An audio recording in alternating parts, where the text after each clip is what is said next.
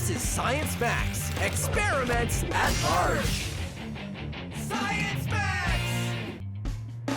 Greetings, Science Maximites. My name is Phil, and it's moving day today on Science Max, experiments at large. Let's see, where do I put this? This is probably a good spot. Today, we are moving air. You probably don't think that moving air will have a huge effect, but you'd be surprised what you can do by just moving air. But don't worry, we're not just gonna move the air around in boxes. We are going to build a rocket! And this rocket uses the science of stomping on something with your foot. This is a Stomp rocket, and it works by stomping on this plastic bottle, and air shoots through this tube and pushes the rocket up into the sky. And here is how you can build one of your very own. And remember, if I go too fast, don't worry. All of the steps are on the website, so you can follow along at your own speed. All you need is a 2-liter plastic bottle, 3 kinds of tape: electrical tape, duct tape, and science tape. Science tape is just the same as invisible tape, but I use this kind of tape for science. Then you want some plumber's tubing and some construction paper to make your actual rocket. First, you want to take your plumber's tubing and cut it into 3 lengths. And when I say you, I mean an adult, because you need to use a saw. So you saw it up into a long piece, a short piece, and an elbow piece. We want to make a long tube at the top, and then we also want to make a tube at the bottom so we can attach our 2-liter bottle to. And there we go. Ta-da! Ready to go. But of course, it doesn't stay up, so we have to attach it to a base. And it will look like this. And you see, it's been attached with duct tape here, and I've used electrical tape, and I've wrapped that part around there. Now, building the rocket. Wrap the paper around the tube and tape it with your science tape. Tape the top closed so no air escapes. Then cut a semicircle to make the nose cone, and 3 hoops for thrusters, and tape them to the bottom. There you go.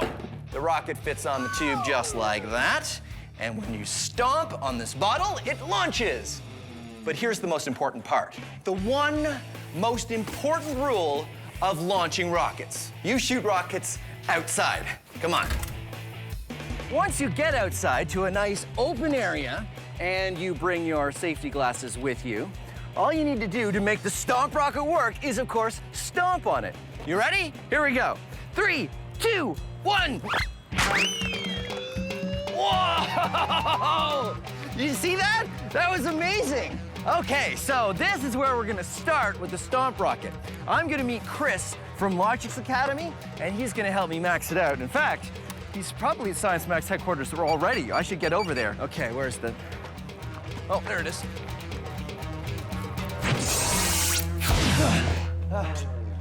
Okay.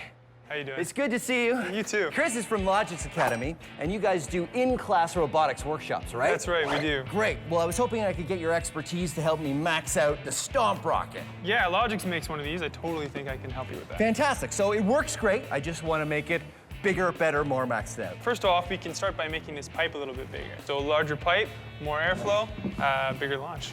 Okay, let's do it. Cool. Moving air isn't that hard, right? I mean, air is super light. How hard can it be to move? Well, here's an experiment you can do that lets you measure how hard it is to move air. So what I'm gonna do is I'm gonna hit the ruler with the broom. It's gonna go over there. I hit it, and it moved, no problem. So we're gonna do it again, except I'm gonna add just a couple pieces of newspaper. All right, ready?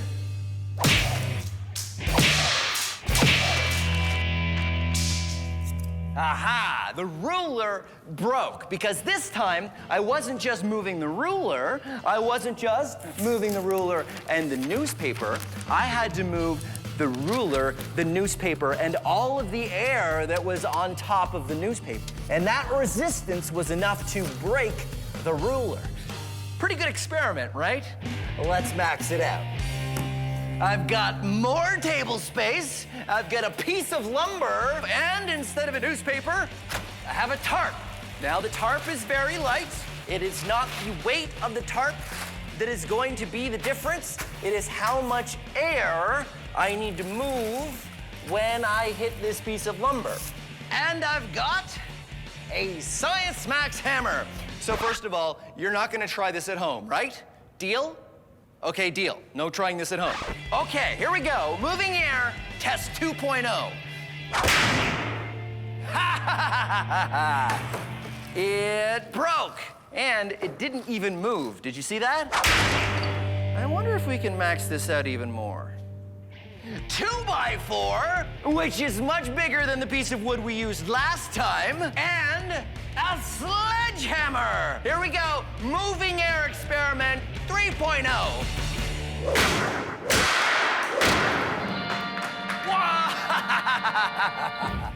Yeah, science. Whoa. So I've joined Chris from Logix Academy, and we are maxing out our Stomp rocket.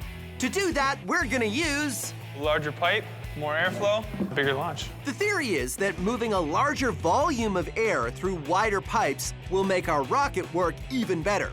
So we get to work. This version is built exactly the same. We cut and attach the pipes, a long piece, an elbow, and a short piece, then secure them all down. We attach the plastic water bottle and tape it so it's airtight. And then the only thing to do is make a new rocket that fits over the larger pipe. Ready to try it? I'm ready to try it. All right, let's do it. Let's go.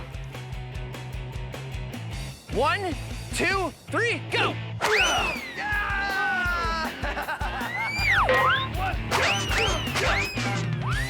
That was amazing! In the end, though it worked, it wasn't much better than the smaller rocket. I think we could still do better, right? Oh, yeah. This is Science Max, not Science Medium. Right, okay, let's go back to Science Max headquarters.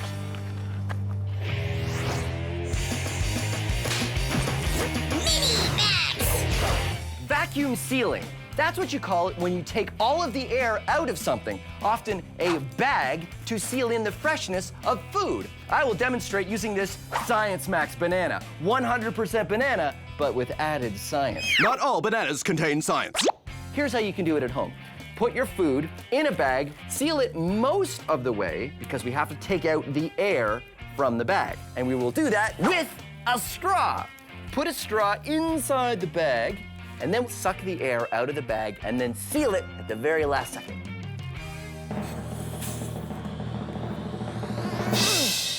There, a vacuum sealed banana. Now I know it's kind of hard to see that it's been vacuum sealed because bananas don't really crush much when you take the air out.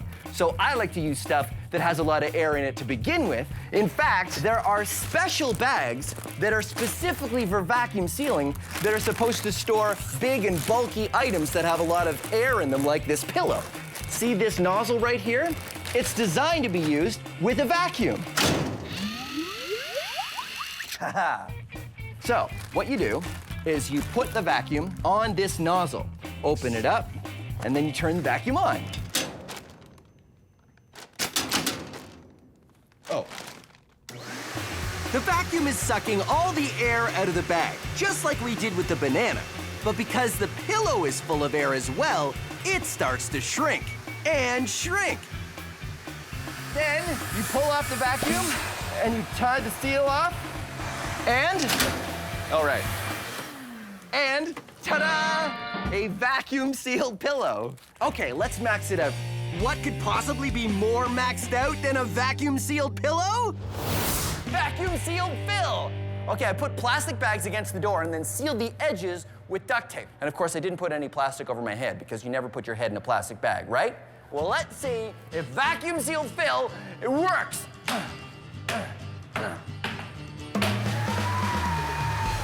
Whoa. Hey, it's working! Ha-ha! The vacuum sucks all the air from the bag, which seals the bag and me in it to the wall. That means I should be able to knock this milk crate out from under me. Air pressure, or the lack of air pressure, is keeping me sealed to the door. I'm completely suspended! Uh-oh. I shouldn't have done that. No.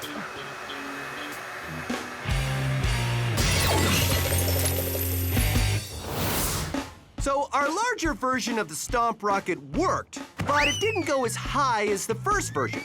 Chris and I see how we can improve the design.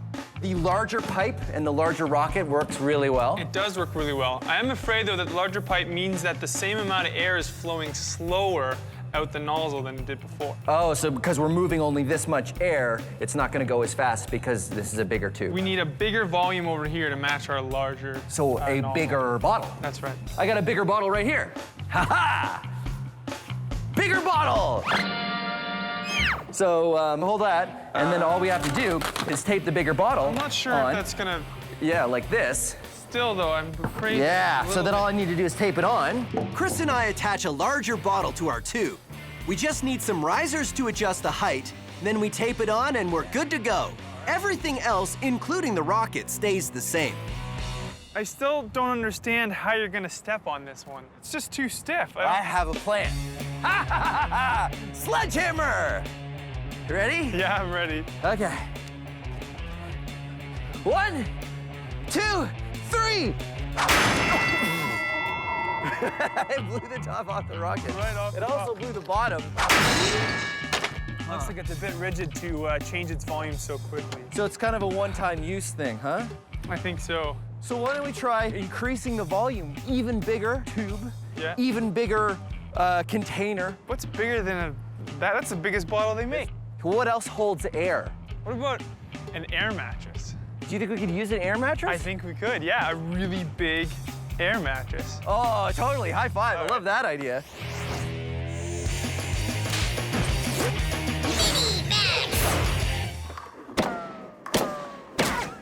Moving air is a lot of fun, especially if you use one of these, a vortex cannon. They're pretty impressive and they use some pretty amazing science. I'll show you how to build one. It's pretty simple. All you need is a plastic cup, you want a balloon, something round, an elastic, scissors or a craft knife, and a pen. Here's what you do. Take your balloon and cut it just where it gets wide. You take the mouth of the cup right there, and you have to stretch the balloon over the top. And then you want to put an elastic around it, keep it in place. And this now is a surface on the top, and that's what you're going to use to pull back and create your burst of air. But of course, the air's not going to go anywhere until you make a hole in the bottom. So here's what you do. You take your round thing and draw a circle, and take your craft knife or scissors and an adult and get them to help you cut out a hole. And when you pull back on the balloon, a burst of air comes through the hole. But the air has an interesting shape. Now, I know what you're thinking. You're thinking, Phil, air is invisible. You can't tell what shape it is. Well, I can show you. Come on. This is my maxed out vortex cannon. It's made out of a garbage can. I've got a hole in here, and this is a shower curtain with a ball that I can get a grip on and pull. And then it shoots forward like this. Now it makes a big puff of air, but again, the air is invisible, so we don't know what shape it is, but I can help with that because I've got this, a fog machine. I fill the inside of the garbage can so we can see what the air is doing when I fire the vortex cannon. Okay, come on over here. Ready? Whoa! Okay, ready? Check it out.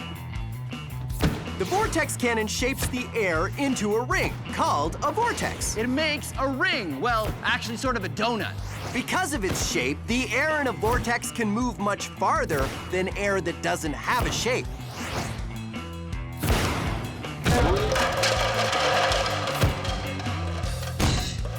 Vortex cannon. Air that has a shape goes a lot further than air that doesn't have a shape. And it's also way more fun. Woohoo!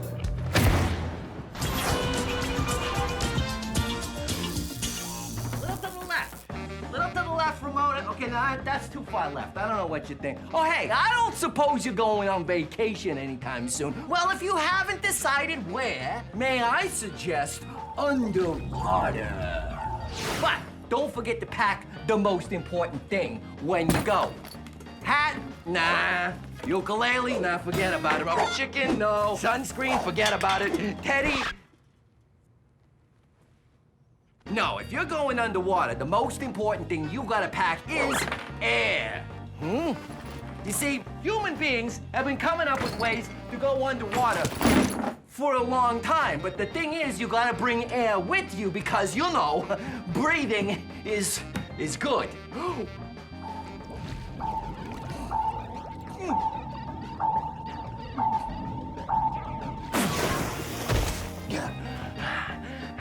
Check this out. It's a diving bell. One of the first ways humans used to be able to take air with them when they went underwater. You see, it's a big, heavy bell, and it's lowered from a ship above on a rope. And when it gets lowered into the water, it traps a bubble of air underneath. So you can swim around underwater, but then when you need to breathe again, you don't have to go all the way back up. You just pop under the bell and take another breath. Bells like this were actually much bigger when they used to use them for diving to hold more air. Huh? Ring-a-ding-ding. What do you think? You want this? No? It's okay. I got something else. Hold on. Check this out. It's an old-timey diving suit. Air is pumped in through these hoses here, which means the diver has a constant supply of air, which means he can stay underwater longer. What do you think? Yeah, no? Okay, hold on. I got something else. Yeah. This is it. The ultimate in bringing air with you. The scuba suit. This tank holds compressed air, which means it can carry a lot of air with you, which means you can stay underwater for longer. So I'll tell you what, I'll wrap up all three things. What do you say? Yeah? You'll take them? Okay, great. Let me just wrap them up for you. Come on, Teddy, let's go find a bag. So our large Stomp rocket hasn't worked perfectly. A small bottle didn't move enough air, but our larger bottle was too rigid to stomp. And when I used a sledgehammer, it was so sudden the bottle broke and also blew apart the rocket. Chris and I need a large container of air that is soft enough to change its shape easily. So here's the current plan. An even larger pipe, an even larger rocket, and we use an air mattress. We make 2 holes in the air mattress, one to fill it up with a leaf blower, and the other hole to go out the tube to the rocket. Since an air mattress holds lots of air and is very easy to change the shape by jumping on it, we figure it'll be a great way to get lots of air through the tube to launch our rocket. Okay, let's do it. Let's do it. All right, we're gonna go 1, 2, 3, jump, right? Okay, yeah. 1, 2, 3. Being a chef is my absolute passion, and cooking up science recipes is my speciality. I'm Buster Beaker, and this is Cooking with Science. Oh, hello! Welcome to Cooking with Science. I'm Buster Beaker. Whenever friends come over, I like to make my famous potato chip recipe. And look at this bag of potato chips. Quite large, so there must be a lot of potato chips in here, right? Well, let's open it. What? This potato chip bag is mostly air. Why do potato chip bags have so much air? Well, to tell you the answer to that, I have to tell you the story of 2 bags of potato chips. Here they are. This one full of air, and this bag of potato chips, there's not much air in it at all. Why don't they make them like this? Well, let's find out. First thing that happens is the potato chip bags come off the conveyor belt at the potato chip factory where they get packed into a crate. Here's a crate here. So let's really stuff them in. And then the crate gets boxed up and shipped off to the store. Oh, it's a bumpy ride to the store today. Now we're at the store, and then you come along. Bags of potato chips. What else should I buy today? Oh, I know. How about a cantaloupe? Very nice. Some apples, yes? And take it home, walk along, and you get to the kitchen, you have a choice. This bag of potato chips, where all the potato chips are light and fluffy, or this bag of potato chips, which is not exciting at all. And that's why potato chip bags have so much air, to protect the potato chips from getting crushed. Speaking of potato chips, time to get back to my recipe. What is it? It's potato chip soup. Well, I'm Buster Beaker, and thanks for joining me on Cooking with Science. Perhaps a little bit more cooking. Okay, so where were we? Oh, right, our maxed out rocket. A much larger pipe, a large air mattress, and the largest rocket yet. Let's see how it goes. 1, 2, 3, jump. 1, 2, 3. Whoa! Yeah! There he goes. All right, let's do it again. Okay. 1, 2, 3. It works amazingly well. The large volume of air Chris and I can move by both jumping on the air mattress gets transferred through the large pipe, and even though it's a giant rocket, it sails higher than any other version. That was great. That was amazing. All right. There you go. Science Max, experiments at large, moving a lot of air. That has to be the biggest stomp rocket ever. Biggest stomp rocket ever. Let's do it again. Okay. Okay. Greetings, Science Maximites. I am Phil McCordick, and this is Science Max Experiments at Large. Today, we're going to be experimenting with the balloon-powered car. Here's how it works. Woohoo! It all has to do with Newton's third law. Newton's third law. For every action, there is an equal and opposite reaction. We don't have to do this now. This is all for later. We can build the cars first, and then we can, let's go over here. So how do you build a balloon-powered car? Well, I suggest you be Science Maximites, because there's any number of ways you can build a balloon-powered car. You do not have to follow my design. You should come up with one of your own. It may even be better than the one I built. But I will give you some tips, though, that make it a lot easier. First of all, you need something to stick your balloon on that has an opening on it. I used a turkey baster for this car. I just pop the top off, and remember to tell an adult that you're using the turkey baster. And then you stick the balloon on there, and it allows you to attach something to the car, and it also makes it easier to blow up the balloon.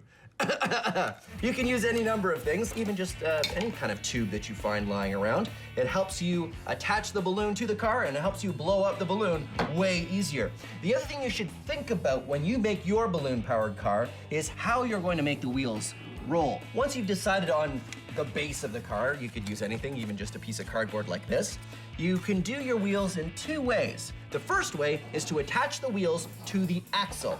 This is how I made the axle of this car. I used a shish kebab skewer, and I stuck it inside a straw, just like that. And then I attached the lids to the shish kebab skewer. So the lids and the shish kebab skewer are attached, and they rotate in the straw. That's one way to make the wheels turn. The other way is to tape down the axle, or whatever you're going to use, and have the wheels spin around on the axle. Two great ways to make your wheels turn, and it really kind of depends on the wheels you're using. You can make your own design and keep refining it and making it better and faster, or do what I like to do and make a whole bunch of different cars. So we've got this one.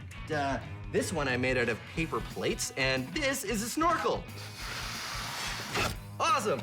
This one is the rock car, because there's a rock on it. I've got the dragster model. It's a long broom handle, and it might not work that well, but who knows? And this is my favorite design. It's made out of waffles and an ice cube tray. This is why I make a whole bunch of different cars, because I can race them. Sunday, Sunday, Sunday at the Science Maxodrome. It's the balloon-powered car winner-take-all drag race of awesome. First up, the Eliminator.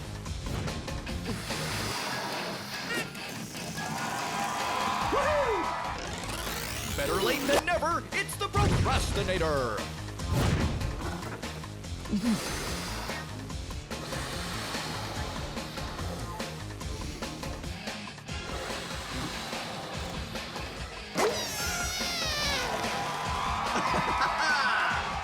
Crushing the competition, it's the Terminator.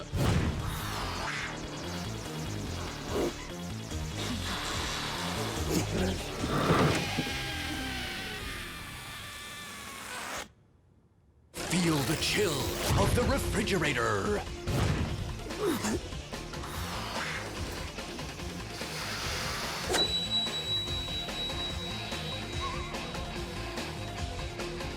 All right! And last but not least, the Regurgitator.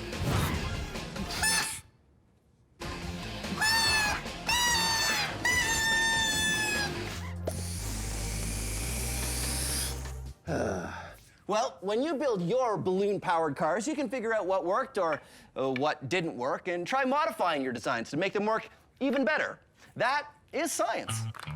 And now we're gonna max it out because this is Science Max Experiments at Large. So we're gonna take that small balloon-powered car that we just built and we're gonna make it much, much bigger. I'm gonna go to the Center for Skills Development and Training and we're gonna use the science behind this small balloon-powered car and we're gonna make it big.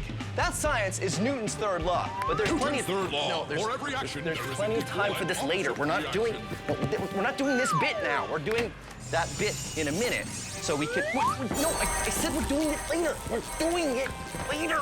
Here.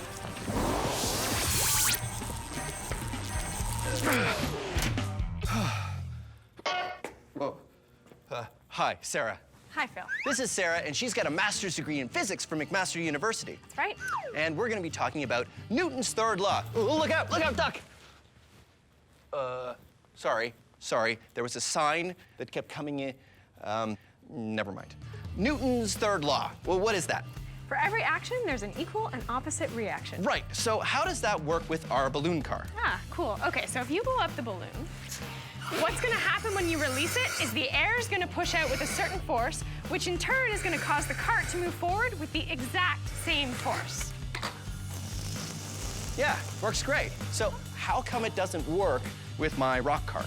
Ah, wow. Well, actually, it did work. So the balloon still pushes with the exact same force, which causes the cart to have the exact same force push forward, but your rock is really heavy, so you probably didn't see it move. Oh, so a lighter cart works better with the same amount of force. That's it. Well, there you go.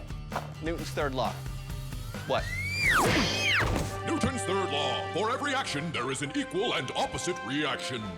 I'm really starting to dislike that sign. Phil, are you okay? Yeah, I'm fine.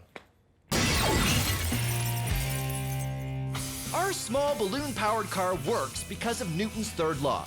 For every action, there's an equal and opposite reaction. The air pushing out the balloon this way pushes the car with the same amount of force this way. So, in order to max it out, the plan is just to get a bigger wheeled cart and a much bigger balloon. So, everything should work out the same. Okay, so sorry. Oh, I thought what we would do is in order to max out the balloon-powered car, what we need is a cart to start with, and then I ride it. And we have a giant balloon, and then I go. Do you have a giant balloon? Ha ha ha ha! Giant balloon! So, step one, Sarah blows up the balloon. Okay.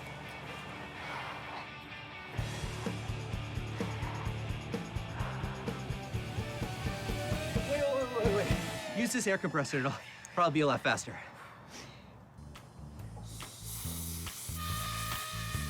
Sarah and I get to work blowing up the balloon, and it takes a long time. A very long time.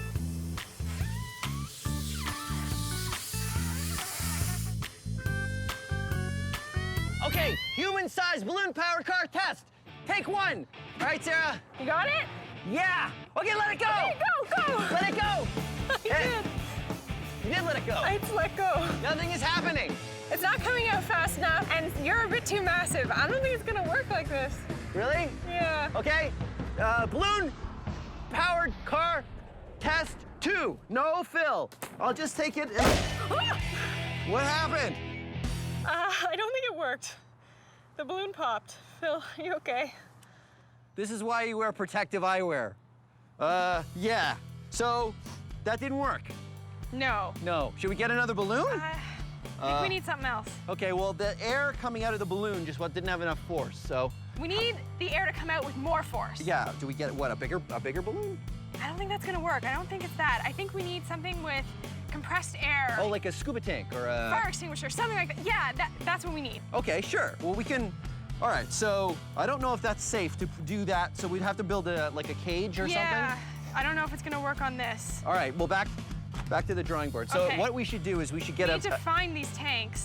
get the tanks, and then we make like a frame out of aluminum or something. Okay, that could work. Yeah, That's a they good can hold the idea. tanks, so Yeah. they're safe. And then what we should do is...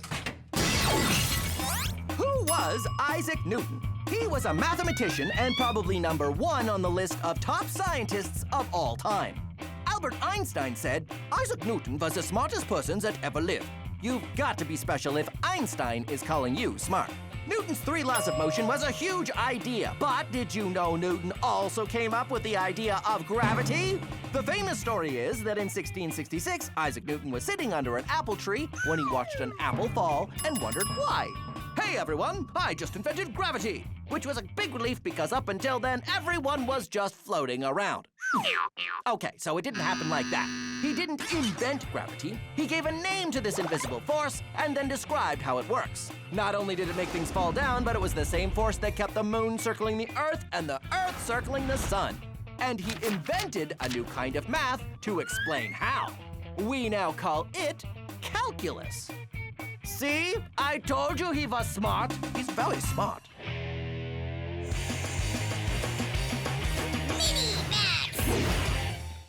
This is hydrophobic coating. Hydrophobic literally means afraid of water, but it's not actually afraid of water. The chemistry of a hydrophobic coating prevents water molecules from penetrating anything you spray it on. You can get this stuff at the hardware store, and if you want, be Science Maximites and get an adult and think of the coolest thing you could spray with hydrophobic coating. I like to use things that do not go well when you put them in water, like tissue. Yeah, doesn't look great when it gets wet. Here's a tissue coated in hydrophobic coating. Huh? Weird. Or it works the same with a paper towel. Paper towel in water, paper towel covered in hydrophobic coating, stays dry. Or how about a dinner roll? Dinner rolls really don't like water. See? Gross. But a dinner roll coated in hydrophobic coating? Weird. Just don't eat it. Now, it's time to max it out. I have coated half of my lab coat in hydrophobic coating, and the other half I have not. Hydrophobic coating, regular lab coat. Half of me is wet, and half of me is dry. What's more, half of my outfit ended up being wet and half dry because the lab coat was protecting my outfit from getting wet. Now it's time to max it out even more. We have coated my entire outfit in hydrophobic spray. My shirt, my pants, and my lab coat. The pants have been taped to rubber boots, so no water's getting in there. And my shirt has been taped to my pants, so no water's getting in there. So here's the question. Can I get into the pool and out of the pool and stay dry? Let's find out. In the pool, out of the pool, and I'm still mostly dry. Now here's what really happened. I got into the pool, and I realized I should have duct taped the pocket, because all the water went in there, down into the rubber boots, started filling up the rubber boots, and now my entire leg is full of water because the hydrophobic coating isn't letting it come out. So the hydrophobic coating isn't keeping the water out, now it's keeping the water in.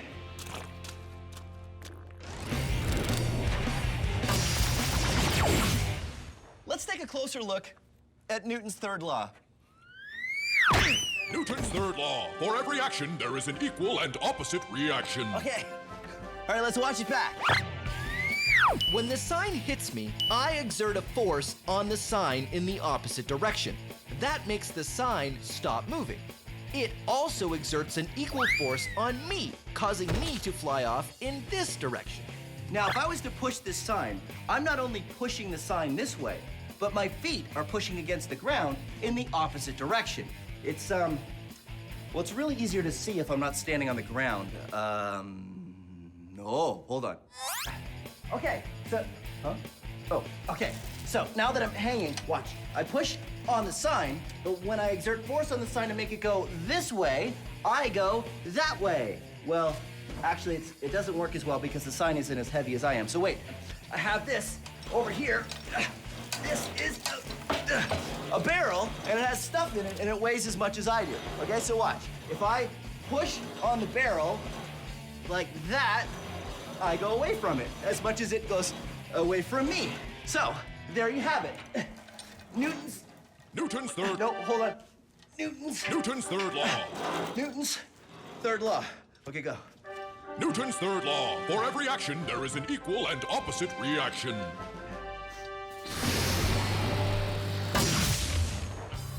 So, using a giant balloon to push me on a cart didn't work.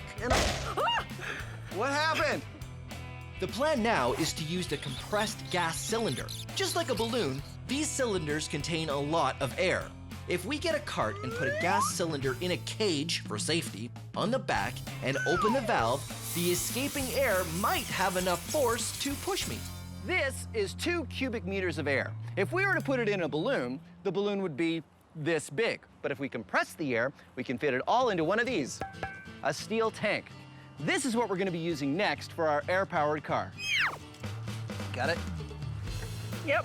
All right, so Sarah and I have been hard at work and we've built the air-powered cart. We can't call it a balloon-powered cart anymore because now we've got a compressed air tank, so it's not a balloon that powers it. Exactly. Okay, so I'm gonna sit on here, Sarah's gonna turn on the tank, and I'm gonna go. And before we do this, we should say, do not, under any circumstances, try this at home.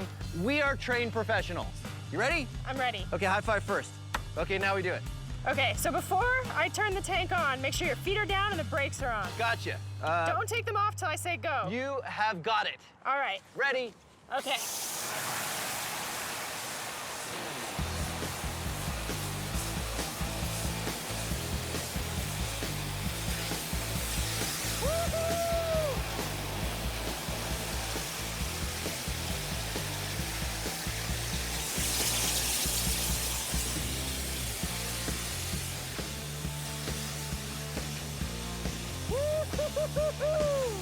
Yeah! It worked. Yeah, it did work, but I feel like it could work better. You want to go faster? I do want to go faster. This reminds me of the rock car. Yeah. Where we didn't have a big enough balloon. We need more force. We need more force. So should we get a bigger tank? Let's get more tanks. More? More tanks, more force. You're gonna go faster forward. Newton's third law. Newton's third law, high five. All right, let's do it. All right.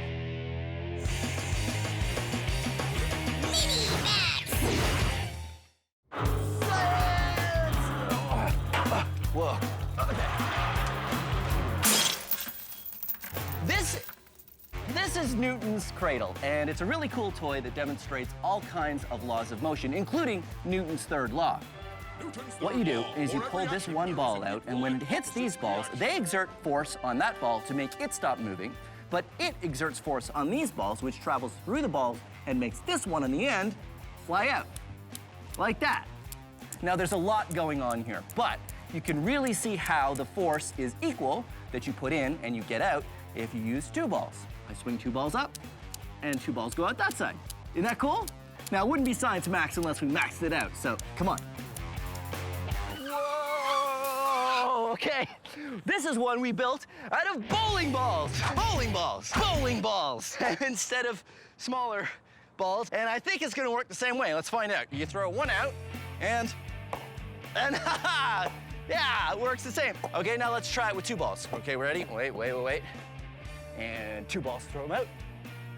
And 2 balls on that side. All right, so there you have it. Whoa. Newton's third law. Oh. Ah! Newton's third law. For every action, there is an equal and opposite reaction. So our single pressurized tank created enough force to move me, but not very fast. The plan now is to do 2 things. First, we're going to triple the amount of thrust by using 3 tanks. We're also going to use some pipes that lock into each other to give me an initial push. These pipes slide together, and when the air is turned on, the pressure in the pipes will cause them to slide apart, which will push me forward. After that, I use what's left in the tanks to keep going. All right, now it's time to max it out. I've enlisted the help of a few more Science Max people. Thank you very much, Corey. You'll see now we have 3 tanks of compressed gas, and we've also got this nifty little contraption. How does this work, Sarah? All right, so each tank is attached to a tube, Yeah. and you can see that each tube goes into this one main tube, so when we turn them on, pressure's gonna build up, and we're gonna go forward with more force. Well, that's great. And Reed is stacking cinder blocks, thanks, Reed, up so that will push, the pipe will push against cinder blocks, and then I'll go Or it goes that forward. way. All right, well, are you guys ready? I'm ready. All right, let's do it. Now, again, I have to say, thank you, Corey, I've got it. This is something you definitely don't want to try at home. We are all trained professionals. We have a physics degree here. We've got TV people that make sure that this is safe. So watch it and enjoy, but please don't try any of this at home. Okay, I'm ready. Sarah, count me down. 3, 2, 1.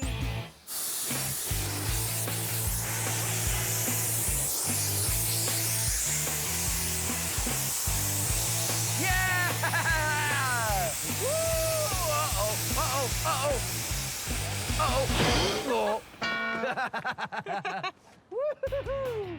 That was awesome! That was really awesome. All right, high fives, high fives. Yeah, yeah, yeah, yeah. And it's raining now, so it looks like we're gonna have to stop. So thank you very much for joining us on Science Max Experiments at Large in our episode on Newton's third law. Science. Greetings, Science Maximites. My name is Phil, and welcome to Science Max Experiments at Large. We're gonna be making one of the easiest and one of the hardest experiments to do. Here's what we're gonna make, a hot air balloon. And it's pretty easy to make. That's why it's one of the easiest experiments. All you need is a plastic bag, but not any plastic bag. The kind of plastic bags you get at the grocery store to put your fruit in. That kind of plastic is very thin, very light, good for hot air balloons. And you just want to put 2 paper clips on the bottom of the bag to hold the bottom down. Now here's the other thing you need. You need an adult and a hairdryer. Turn the hairdryer on. Put the heat on the highest setting and the fan on the lowest setting. The air inside the bag is getting hotter, which means the molecules are moving faster and they're getting further apart, which means there's going to be less of them in the same space. Less molecules means less weight, and that means it's going to be lighter. The bigger the difference in temperature between the air inside the bag and the air outside the bag, the better it's going to work. So I recommend doing this outside, actually, on a cold day. When it's been long enough, turn the hairdryer off and it will float. Haha. Now it won't float very long because the air inside the bag will quickly return to its original temperature and it will no longer be any lighter than the air outside the bag. But it's definitely fun to fly for a while it lasts. So that's what we're gonna do today on Science Max Experiments at Large. We're gonna max out the hot air balloon and make a giant hot air balloon. Yeah, I know what you're thinking. You're thinking, Phil, they already exist. Why don't you just get a giant hot air balloon? I mean, they're big and you... No. There's no fun in that. I want to make one I built myself.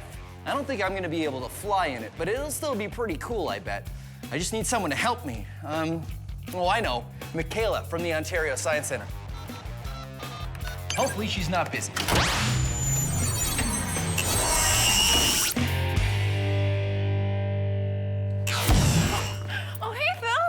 Hey, Michaela, how are you? Good, how are you? Good. I was wondering if I could get your help with an experiment. Do you have some time? Yeah, I'd love to help out. Awesome. Sure. Okay, let's go back to Science Max headquarters and I'll show you what we're gonna do. Okay, Nice. So ready? Here we go. Oh, no, still here. Still here. Why are we still here? That's weird. Okay, oh, I know. No? Why is the code not working? I think it's the Science Center code. Try the Oh, it's the lab code. Right.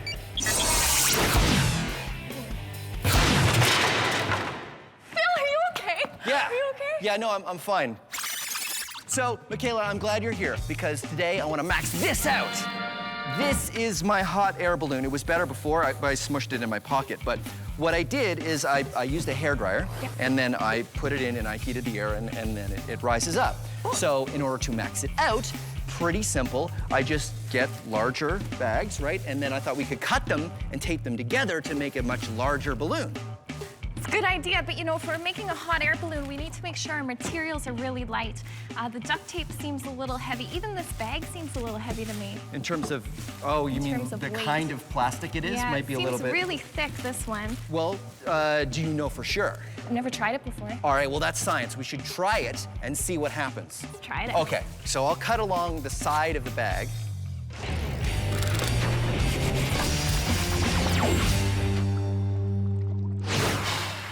You see that? Carbon dioxide gas. Our bodies breathe in oxygen and breathe out carbon dioxide. Did you see it? Oh, take another look. How about now?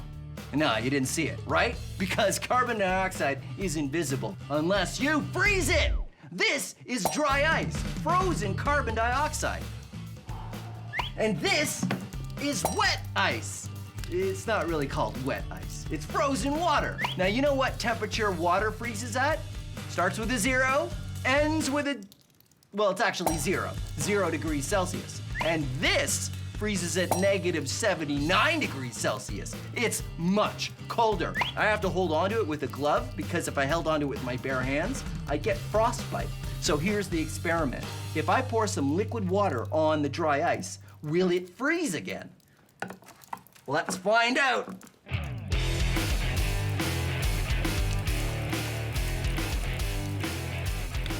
Because the dry ice is so much colder than the freezing point of the water begins to freeze from the bottom up in room temperature air right before our eyes. Whoa! Totally frozen! Cool! Cool. In order to build our hot air balloon, Michaela and I are taking clear garbage bags, cutting them along the seams so they end up as one thin sheet of plastic, and taping them all together with duct tape into a balloon. Okay, so that's, Nice. how many bags is that? It's like 12 bags. Well, so you think that's big enough? I think so. It's pretty big. Okay, I think we can stop there. Okay, so where's the opening again? I think it's on your side. I hope you didn't duct tape it close. Okay, no, we're good. We're good. So it's going to inflate like this. Wait a minute. Let's make sure it works. Is it working? Kind of. I don't know if it's inflating. Okay, good. So it does inflate. It does hold air, Yeah. right? So should we try it? Yeah, let's try it. Okay, so we're gonna use a hairdryer, right? And now we wait.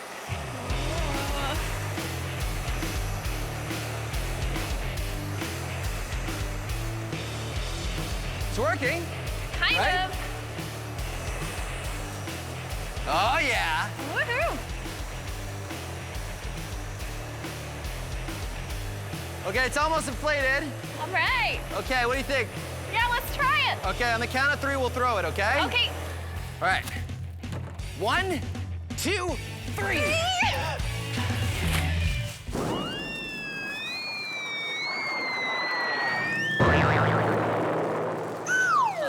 It didn't quite, Not quite. Doesn't- Aw. doesn't quite float, It's huh? still so heavy, Phil. I think we got a couple problems here. The duct tape is really heavy. Yep. Also, these bags themselves are really heavy. Okay, well, if we want to fix the duct tape problem, we could use lighter tape. Like, what if, we use invisible tape, or as I like to call it, science tape. Science tape. Which would be lighter than duct tape. That's a good plan. But what do we do about the bags? Have you ever seen those, those dry cleaning bags? Oh, wait, I've got one. I've got one here. Cool. Perfect. Aha! Yeah, Because, perfect. when I get my lab coats dry cleaned, so let me see here. Oh yeah, this is much lighter. This is kind of the same material as the grocery store fruit bags, right? I have a better feeling about this one. So lighter tape, lighter bag means a much lighter balloon. Okay, well, let's try it. First, I should probably take my lab coat out.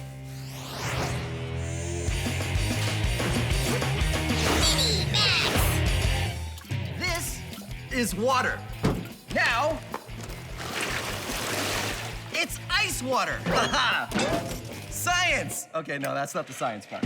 Here's something you can do at home. Get some ice water and a way to time yourself and stick your hand in the ice water. It's a little hard to stick your hand in ice water for a long period of time because after a while, it starts to hurt. But don't worry, the pain that you're feeling isn't actually because you're damaging anything. It's just your body's way to tell you that you need to take your hand out of the cold water. Yeah, you usually can't do it for very long. But some animals, like seals and whales, they live in ice water all the time. They live in the Arctic, so how do they do it? One word, blubber. Blubber is a layer of fat that protects you from the cold, or protects the seal and a whale. We don't have blubber, but we are today gonna have some blubber, because we're gonna make a blubber glove. Blubber glove, I love saying that. Here's how we do it. First, we want blubber. Okay, this isn't blubber, this is lard, which is actually animal fat. You can use lard, you can use margarine or butter or shortening, anything with a lot of fat in it. And remember, this is messy, so definitely get an adult to help you. So we've got our lard, and we need a bag. So what you're gonna do is you're gonna take a scoopful of lard, like this. And you're gonna put it in the bag, like so. Like that. There we go. And then you're gonna start smoothing out the blubber or the lard like this. Because what you wanna do is have a nice thin layer all the way around. See? Starting to work? Yeah. Then seal the bag and tape the edges. A square of blubber. Then do it again. Here I have 2 bags of blubber, and I've taped all the way around the outside. So I have, a blubber glove. Check it out. So let's try it out. I stick the blubber glove in the ice water. It's completely working. It is not even cold. The blubber is completely protecting my hand from the ice water. I'm not even remotely cold at all. That is very fun. So, try it yourself. A blubber glove. Now, how do we max out a blubber glove? Watch. Water, ice water.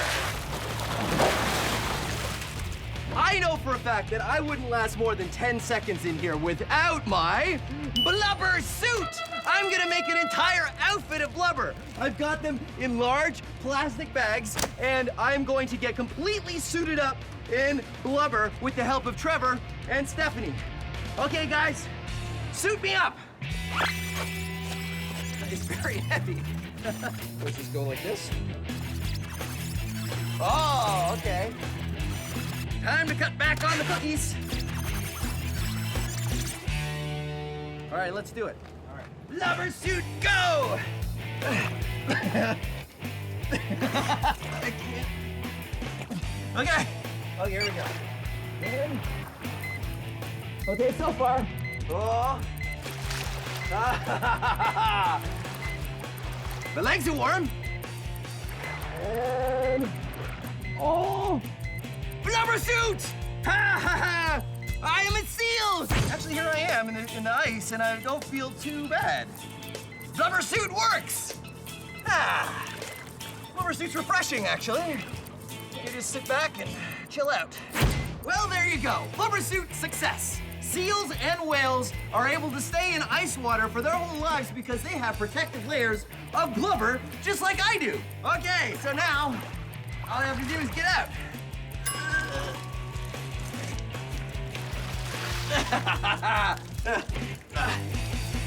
Blubber suit! Oh no! My blubber is leaking! I've sprung a leak! My blubber! Oh, my precious blubber! No! What a world!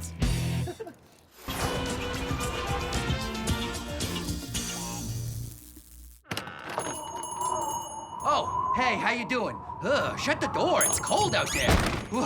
Cold enough for you, huh? Well, that's nothing. Let me tell you. You know what temperature water freezes at? Yeah, 0 degrees Celsius. But even that is nothing. Let's say it's winter in Winnipeg. It could get down to -20, maybe even -40. But even that's nothing. Liquid nitrogen, -196 degrees Celsius. But even that's nothing. The vacuum of space, -271 degrees Celsius. But even that's nothing. So, what's the coldest temperature? What's the coldest temperature you can have? It's called absolute zero, -273.15 degrees Celsius. At that temperature, all the little wiggling that particles do comes to a stop. Everything is frozen. No more movement, no more energy. Everything stops. It doesn't get any colder than that.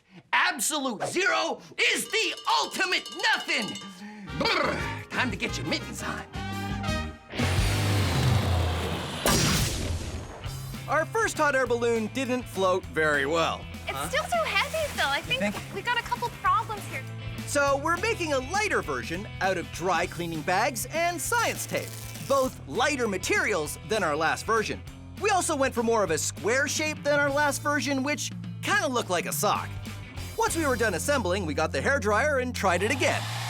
Ooh, it's sort of working. Kinda. It's inflating. That's something. It's a start. It feels warm, like the hairdryer is actually making a lot of warm air in there. Yeah.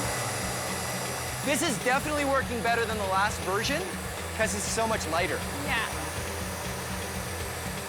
Wait a minute. Almost got it. Oh, Yeah, it's sort of working, right? cool. Kind of. Okay. Ready? Are we testing it? Turning off the hairdryer. Huh. It kind of collapses the moment we turn off the hairdryer. Not what we expected, was it? Yeah. No. I mean, it sort of works. The thing is, our balloon is so big that we need to heat up all of the air that's in there. I don't know if this hairdryer is strong enough. I think you might be right. So we just need something else that pushes heat. Yeah, more heat. So More like power. a heater of some sort. You know, we've got some heaters up in this room actually, and maybe I could just tear one out. We can use that. I like it. Okay. Let's do it. All right. There. Got it. An industrial heater. And this is going to work just the same as our hairdryer. It's going to blow a lot of hot air up here, but this is way more effective than a hairdryer, right? Yeah, way more powerful. So we put the balloon over here, hot air comes up, the balloon inflates, and hopefully flies. Hopefully. All right, let's get the balloon. So we put the balloon on the heater and turned it on. But Doesn't seem like much is happening. that's because the heater pushes less air, but the air is much hotter, which means it took longer, Should we have brought a book? but soon it was inflating. Definitely a better result than the hairdryer. Okay, you ready? I think it's gonna work. Can we also? All right, Yep. 1, 2, 3, let go. Lift off. Yeah, it's like a giant jellyfish. That's huge. Uh-oh, it's tilting. No, oh no, it's coming back down. Okay, so the balloon flies, which is great. Awesome. The problem is it turns over in the air. Yeah, I noticed that. And if it turns upside down, then all the hot air comes out and it doesn't fly anymore. I was thinking next time if we make it bigger, what if we had a little weight at the bottom just to keep it stable? Oh yeah, okay, I've seen balloons that have sort of an X, like a very light wood that goes across the opening at the bottom. Maybe we could tie a piece of rope to that to keep it weighted. And if the bottom is heavier, then it won't flip over upside down, right? Love that idea. So we're gonna weight it at the bottom with a little X so that it doesn't flip over. And we're gonna make a bigger balloon. We're gonna need more bags. Oh, right, back to the bag store. Bag store. Okay. Wait for me. Being a chef is my absolute passion, and cooking up science recipes is my speciality. I'm Buster Beaker, and this is Cooking with Science. Strange. This spoon is no sharper than it was before. Oh, hello. Welcome to Cooking with Science. I'm Buster Beaker, and today we're cooking with coal. Today we're going to learn how to make a drink cool. Look at this bottle of lemonade. It's warm right now and not very refreshing. So what's the best way to cool this down? We put it in ice, right? But did you know there's an even better recipe than ice? You can make ice colder. It's true. All you need to do is add salt. I've got a second bowl of ice and a second jug of lemonade, and I've got 2 digital thermometers. What I'm going to do is add salt to this bowl. What the salt does is starts to melt the ice, and that actually consumes heat. This is called an endothermic reaction, and it absorbs heat, which makes the ice colder. And as you can see, this bowl of ice still sitting at around 0 degrees Celsius, but this bowl, -8 and falling. Wow. So there you have it, making something even colder than ice would normally make it. That is a way to make a refreshing glass of lemonade. I'm Buster Beaker, and thank you for joining me on Cooking with Science.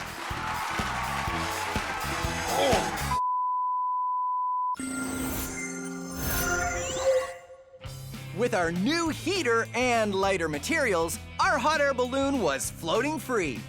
That is, until it tipped over. When that happens, all the hot air inside escapes. But Michaela and I have a solution. So we decided to build an even bigger hot air balloon and add a way to keep it upright. So the process, aside from that, is pretty much the same. We put the end over top of our industrial heater, and I will plug it in. Get that hair dryer again for good measure. It's working, it's inflating, but we gotta keep fluffing it up, otherwise it just sort of sags. But you can see the top of the balloon is definitely working. It's a lot bigger than the last one, though. Do you think we made it too big, Michaela? It's really big. I think it's working. It's definitely working. Uh-oh, pull your side. Oh, man. Oh, it's totally working! I'm so surprised that this works so well. So the stick is gonna keep it balanced so the bottom faces down, but Michaela's gonna tie a string to the stick so that when it goes up, we can keep it centered. Okay, this looks good. You wanna let it go? Yeah, are we ready? Okay. Okay, 3, 2, 1. Whoa! Yeah! So let's recap. The hotter air inside the balloon is less dense than the colder air on the outside. And because we were able to get the air hot enough and the balloon light enough, it floats. Science Max, experiments at large. Hot air balloon. Thank you, Michaela. That Awesome, was... so cool. Wait a minute, who has the string? Oh, no. Oh no, oh no, oh no! Greetings, Science Maximites. Welcome to Science Max Experiments at Large. Wow, I really need some more energy. Fortunately, I have some saved up. Ah, that's better. Yeah, I know what you're thinking.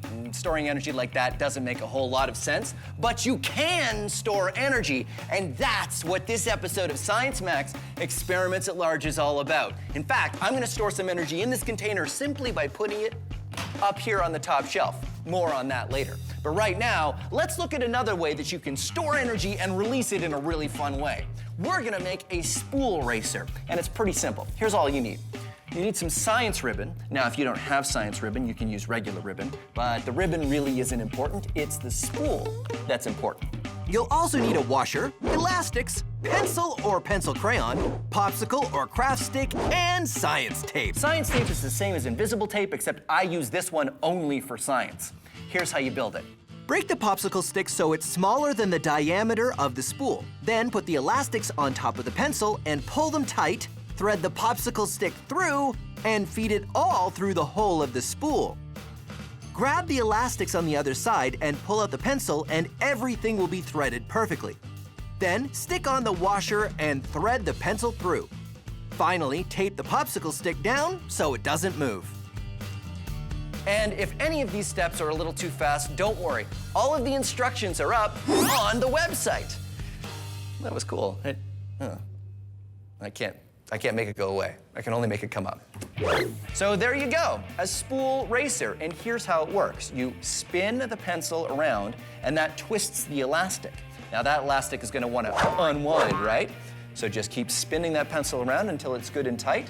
And then when you put it on the ground, the pencil's gonna wanna unwind, but it can't because the table's in the way now, which means that the energy is gonna transfer to the spool, which is gonna turn, whoa, and it's gonna drive away. Yeah, let's try it out for real. So why does this work? It works because the elastic is coiled, right? Yes, and because I'm putting in the energy to twist it. You see, I'm putting in effort to spin this pencil crayon around, and then when I've finished, all of my effort has been stored in the elastic. When I let it go, my energy transfers into movement. So that's,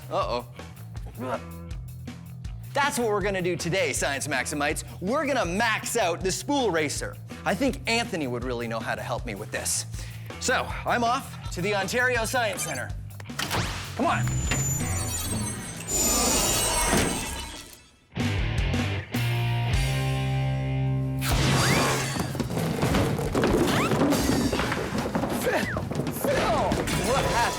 What happened? You okay? Anthony.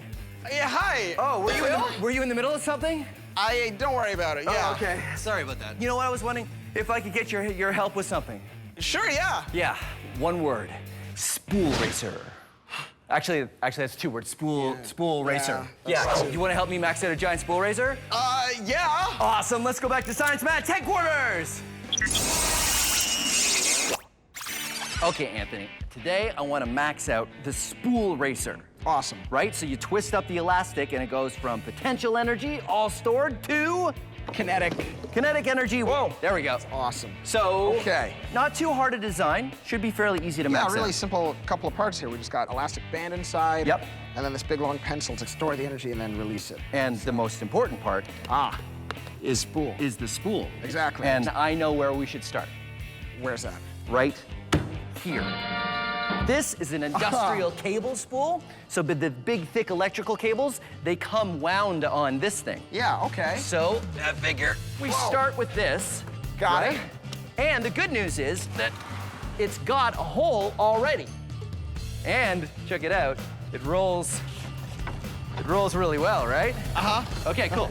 Okay. So, bungee cord? Yep. And long pole or something? Yeah. And we're ready to go. I guess let's get some parts. Okay. Okay.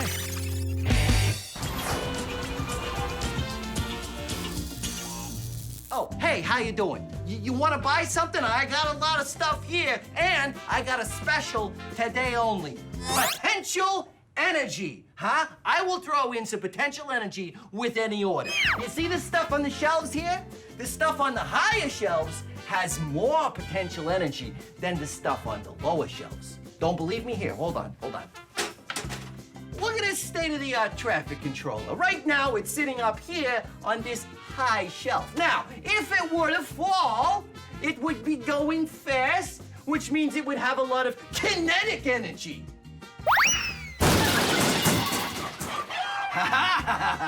You see, when it fell down, it had enough kinetic energy to completely break itself apart. Yeah, well, that's the difference between potential energy and kinetic energy. Look at this bagel, just sitting here, not moving, minding its own business on top of this ramp. It's all potential energy and no kinetic energy. And when it gets to the floor, it's all kinetic energy and no potential energy. Woo! And now it has neither because it's on the floor and it's not moving. 5-second rule. And now you know your energy. So what do you say? You want this thing? Tell you what, I'll give you a discount because you know it's gently used. Hey, I'll even throw in this bagel, huh? Also gently used.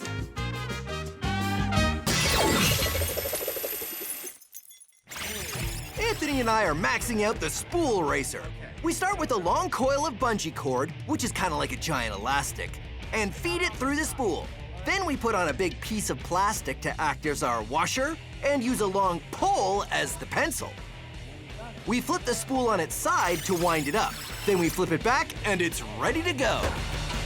All right, so we have it all wound up and we're ready to try it again, but with one change. Phil, Yeah, what's with the trike? I ride the trike. It's like I always say, what's the point of building something big if I can't ride it? There's no way you're gonna fit on this thing. No, I don't put my feet on the pedals. I put my feet here on the back, right? And then- Okay, yeah, I get it. You got it? Hold on, I gotta do my helmet up. Safety first. You ready? I'm on it. Okay, 3, 2, 1, go. Oh, it's working. It's working. Amazing. All the stored energy in the bungee cord is being released and the spool starts to turn. There's even enough energy that I can get pulled along behind it. It's not going that fast, though. No, and it's pretty good, though. It still pulls me. Right? Yeah, pretty good. So, spool racer, actually able to get pulled by it. Yeah. You know what? I think we can go even bigger. Bigger. Yes. Well, what did you have in mind? I'm glad you asked.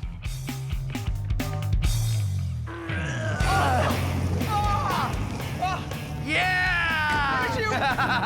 What is this? This is an industrial cable spool, and this is the biggest size that they make. And I thought we would do the same thing with this. What do you think? I think this could generate a huge amount of energy. Okay, so all we gotta do is just build it just like we built that other one. Just bigger. Except way bigger. Let's do it.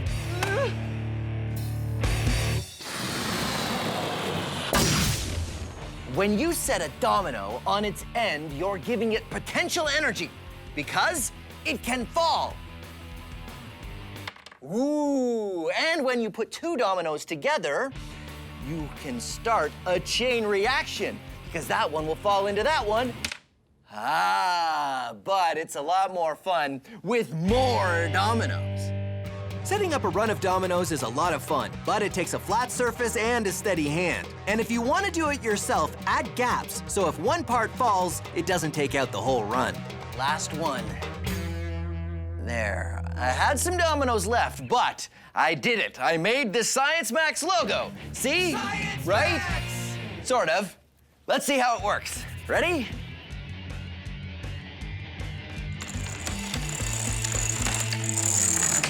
Yeah! Now it's time to max it out. Giant maxed out dominoes! Woohoo! Even though these dominoes are giant, they're still gonna work the same. They're standing up on their ends, which means they've got some potential energy. And when I give this one a push, that potential is gonna turn into kinetic energy, and it's gonna knock the next one, and the next one, and the next one. I hope. I don't know what's gonna happen, but let's find out. You ready? Okay, 3, 2, 1.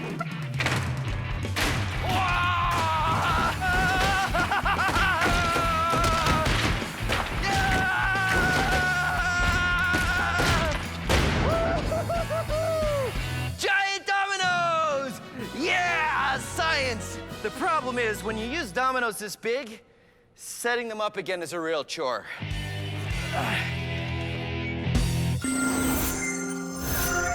This is a mousetrap, but don't worry, no mice are gonna be harmed in the making of this episode. Mousetraps are a great example of stored energy.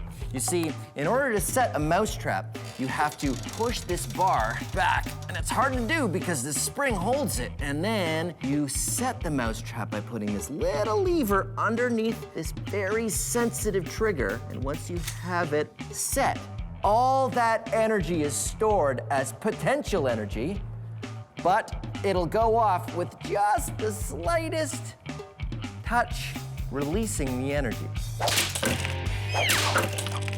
So what if I had a number of mousetraps and they're all set and all of that potential energy is stored up, and I dropped a number of ping pong balls on them? Well, then I could set off a chain reaction where one mousetrap flies and hits another mousetrap that hits a ping pong ball, and then they all go. Now, this is something you can try at home, but do not set the mousetraps yourself. It can really hurt if it snaps on your fingers, so you should probably ask an adult to help you, and then you can see how brave the adults in your house are. Okay, you ready? Here we go. Mousetrap chain reaction.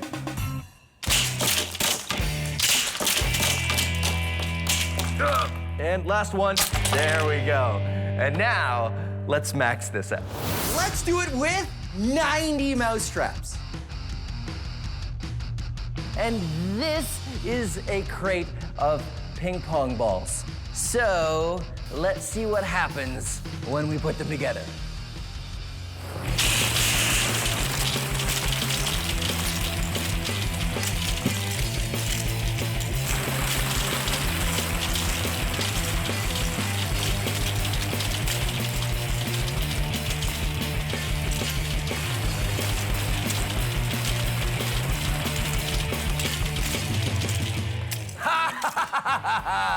There you go. Maxed out ping pong ball, mousetrap, chain reaction. Awesome.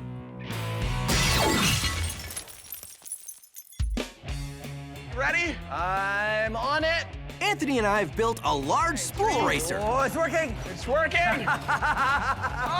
And it worked so well, the only option was to go bigger. This is an industrial cable spool, and this is the biggest size that they make. I think this could generate a huge amount of energy. Building our giant spool racer is the same process as the other builds. So the steps are exactly the same, but on a larger scale. And this time, we're gonna use, obviously, the large spool, and we're gonna use this 2x4 as our pencil windy thing. Coil some bungee cord, feed it through. Ready? Yep. Okay, here it comes. There we go. Got it? Haha, yeah. Add a washer and a long 2x4 to act as our pencil. And now we stick the giant 2x4 inside. inside the coil. Just about. Yeah, we got it. There we go. And we're ready to try it out. So it looks like we're ready to go. Yeah, exactly. Do you want to do it in here or you want to do it outside? Oh, definitely outside. Okay, let's go. Yeah, okay, cool. Yep. Oh, it's heavy. Batteries are great at storing energy. They store electricity. Batteries? But if you're like me and you have a whole bunch of batteries and you don't remember which are the good ones and which are the dead ones, there's a trick that you can use to find out. Get a frying pan or a brick or concrete floor or something else that's very, very hard and an adult's permission. Here's the secret. Dead batteries will bounce and batteries that still have some life in them won't. Watch. Good battery. Dead battery. Now, it's a little hard to see, but listen. 1 hit, 2 hits. Here's what's going on.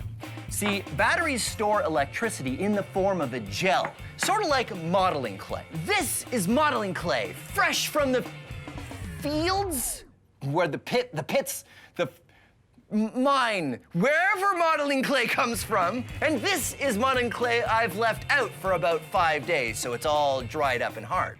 Now, when modeling clay is new, it's all wet and soft, and when you drop it, it doesn't bounce very well.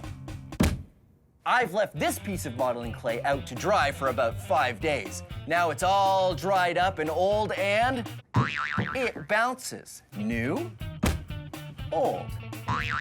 So, same thing with the battery. Good batteries won't bounce, and bad batteries will. Science. Here's a fun chain reaction you can do with popsicle sticks, or craft sticks, because these ones are a little bit wider than popsicle sticks. It is because these kind of sticks are slightly bendy, and when you bend them and put them together in a pattern in a certain way, you can keep them under tension, and then they want to snap back, and then they'll fly. So here's how you make the pattern. Ready? You take a popsicle stick or a craft stick, and you put it down on the table. I know, okay, it's a slow start. Then we take another one and put it across. Now comes the secret. The secret is over and then under. You want to put it over one and then under another, like that. And then this one, over, under. Put it over the one that looks like it's the top stick and under the stick that looks like it's the bottom stick. And then it starts to hold tension. It starts to hold the potential energy. Continue this pattern. Each stick goes over and under the 2 sticks at the end. Now here's the trick. Soon as this one lets go, then that one will let go, then that one, then that one, then that one, and that's how you get the chain reaction. They all start flying up. So you have to build it with never letting go of that last stick. You gotta always remember to keep a hand on it, or else you'll have to start again. Okay, so you ready? You wanna see me let it go? Here we go. I know, that isn't so great because it's better if it's a longer chain. So fortunately, I have a longer chain. I've got a binder clip on this end, keeping the craft sticks together. Ready? 3, 2, 1.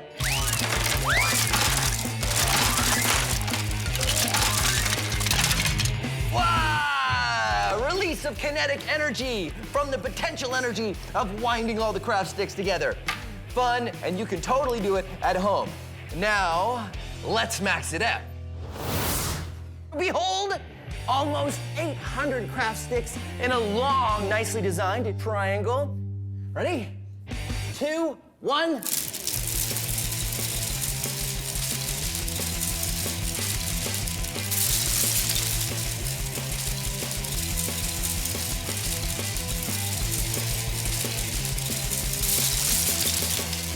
Yeah! Craft stick chain reaction. I'm gonna go get something to clean this all up with. All right. So Anthony and I have built a giant spool racer and have taken it outside to try it out. In order to wind it up, we flipped over the last version on its side. But this spool weighs 200 kilograms. Easy to roll, almost impossible to flip over.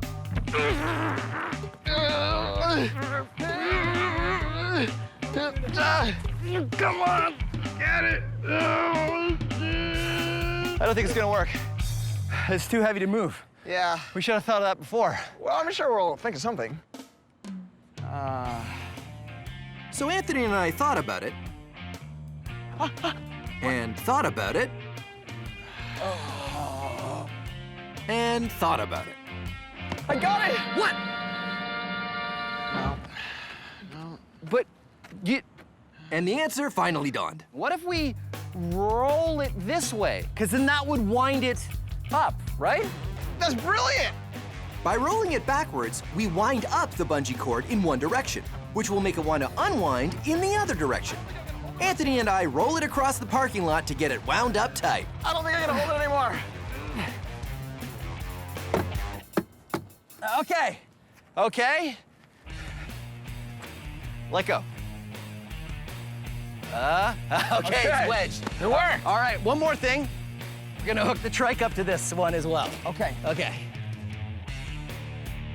So right now, it's all wound up, and when it gets moving, the potential energy in the coil will turn into kinetic energy. Now, just in case you're tempted to try this at home, I need to tell you, do not try this at home. We're trained professionals, right? Yes. Yes. Well, as much as anybody can be trained for this, because no one really does this. Are you ready? Ready? Okay, here we go. Whoa. It's working. It's working! Yeah. Sure enough, all the potential energy we stored in the bungee cords starts to unwind, which rolls the spool and pulls me along behind it. What's more, that big heavy spool has a lot of momentum. So when it gets going fast, it just wants to keep moving. It wasn't long before I had to jump off. Uh-oh.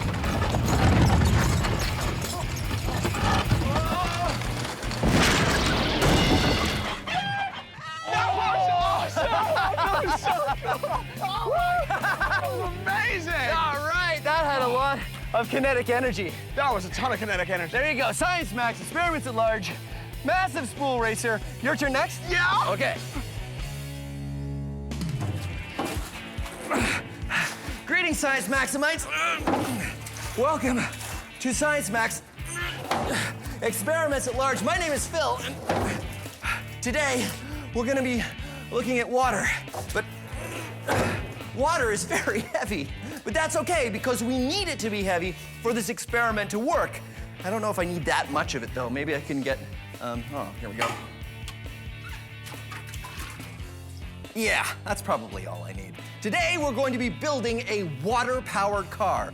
You'll need a base for your car, like this styrofoam, water bottles, shish kebab skewers, straws, scissors, elastics, paper plates, tape, a square of paper towel, modeling clay, vinegar, baking soda, water, and glue or a hot glue gun if you have an adult to help you, and...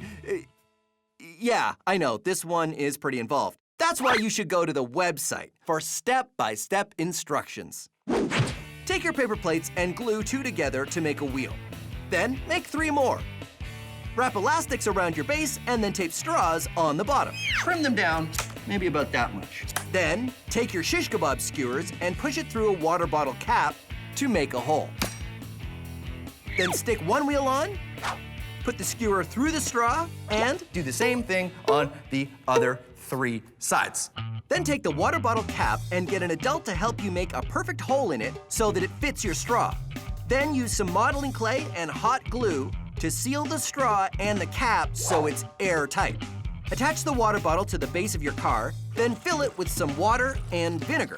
Next, you'll want to wrap up a spoonful of baking soda in the square of paper towel so you can make a little package. Finally, stick something underneath the underside of the bottle to raise the end up off the base. Bring your cap and then go outside. Here we are outside. Yeah, I know, we're not really outside, but I have a science lab and you probably don't, so I highly recommend you do this outside. And don't forget your safety glasses. Now, this is why we make a little packet of baking soda, because we want to delay this reaction as long as we can. So I like to hold it there. We'll hold it there with one finger so I can get the cap ready, because we don't want it to react until we can get the cap on, and then kink the straw to keep the pressure inside till we're ready to let it go.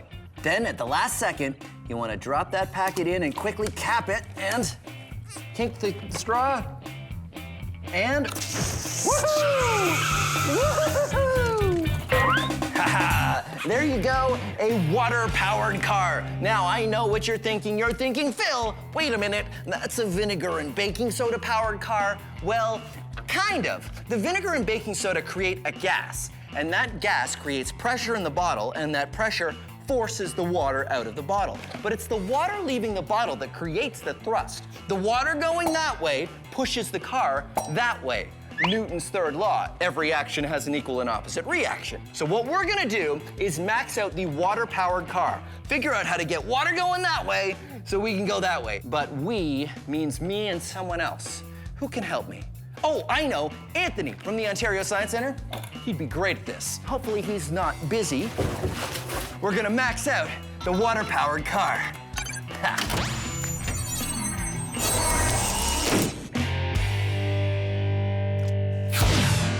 Anthony! Phil, sorry about that. Did I scare you? Don't worry about it. How you doing? Awesome, thanks. Great. I was wondering if I could get your help on an experiment. Yeah, okay. Which one? I'm building a water-powered car. It's gonna be great. It's Science Max headquarters. I'll show you. Phil? Anthony, I'm here. Whoa, Phil, where are we? Oh, this is the parking lot for Science Max headquarters. So, Okay. today, I want to max out the water car. This thing is awesome. Yeah, so what you do is you use vinegar and baking soda, Yeah. and you pressurize this container, and, Okay. and the water shoots out that way. So the car goes this way. Newton's third law. Every action has an equal and opposite reaction. Yeah, you know your Okay, stuff. This okay. is why you're here. This is because I could really use your help and advice on how to make this bigger. Okay, so we're gonna need a bigger tank to pressurize. So this, what about something like this? So we need something that can hold pressure. Do you think this would work? I don't know if we'd wanna, And we'd have to put like pressure fittings on the barrel, like cut a hole Yeah. and weld them on. I don't know if that's... something tells me this wouldn't work. So we Okay, need, sure. I got some other stuff over there maybe that we could use. Check this out. Yeah, I think this would work. This would work a lot better. Well, this is my stand-up wash tub base. Your what? So yeah. we'll reuse it. Yeah? Okay, you know what I'm thinking Yeah. now, though? I know Yeah. this. The problem is, I think this is like an oil drum, right? It is. And, It's an oil tank from a house. and these things are not built for pressure. You can get water tanks that you pressurize. Like hot water heaters, yeah, you can pressurize. They're built for that stuff. You pressurize them in your basement, and then the water travels up to like the top your floor. shower That or makes, something like that. So all we need to do is get a pressurized water tank, Okay. put water in it, put pressure in it, and put it on wheels. And then we open the valve and it goes, right? That sounds amazing. All yeah, right. let's get to it, man. Okay. we I got need some water tanks over here in this corner of the parking lot. Seriously? Being a chef is my absolute passion. And cooking up science recipes is my speciality. I'm Buster Beaker, and this is Cooking with Science. Oh, hello. When you're a professional chef like me, you spend lots of time perfecting the perfect recipes. I know my way around a kitchen, and today I'd like to show you one... That's not the fridge. Oh. Today I'd like to show you one of my favorites. Quail truffle gazpacho cakes on a plate of ice. Beautiful. And here's how to make it. Take some quail, some truffle, and some gazpacho and put it into a cake. Delicious. And here's the interesting part. How to make the plate of ice. Ooh, how did I do it? Well, I tried many different methods, and none were very successful.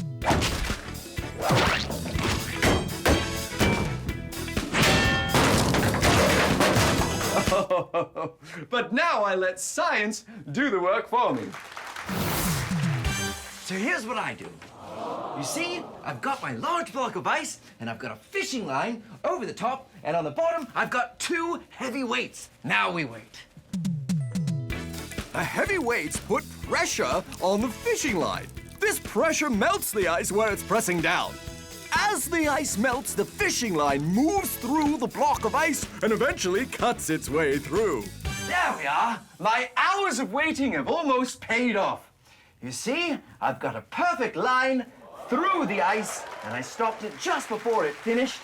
It's the pressure of the line on the ice that makes it work.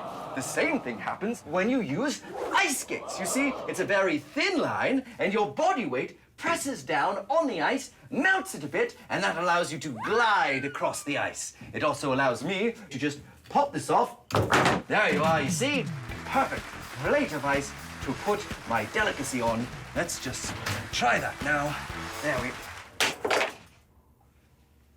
go. So I've joined Anthony and we're going to max out our water-powered car. Our small design works by creating gas, which creates pressure, which forces the water out of the bottle, creating thrust. Our new plan is to get a water tank, put it on wheels, and put water in it. Then we use an air compressor to pressurize the air inside. When we open the valve, the water is forced out this way, which causes our water car to go that way. Okay. Ha-ha! So, water car, maxed out version, Huge. water tank. And filled with lots of water and lots of air. Too. Yeah. Pretty good, right? Whoa. It's a lot of it. So, Did it mess up my hair?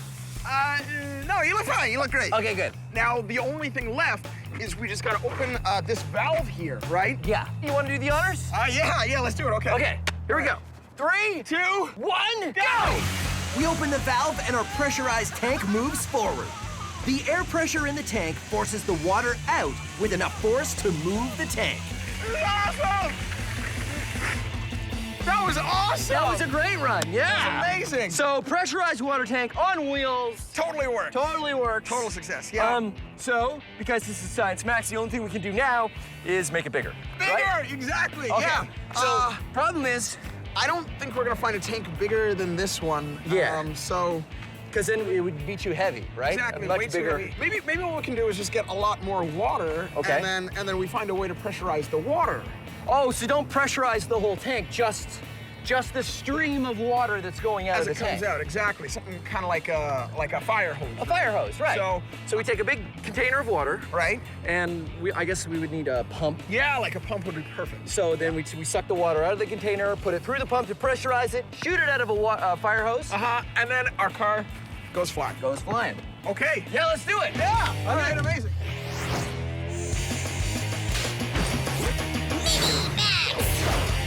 When water is going fast, it has a lot of force. This is a power washer. It's made for cleaning concrete and wooden decks, but it doesn't use soap and it doesn't use heat. It only uses the power of water. Let's try it out. The power washer creates a stream of water that is moving really fast. It has the force to clean concrete, strip the paint, or even the Science Max logo off wood. But how do I max out the power washer? What's the most ultimate use I can think of? Power washer pumpkin carving.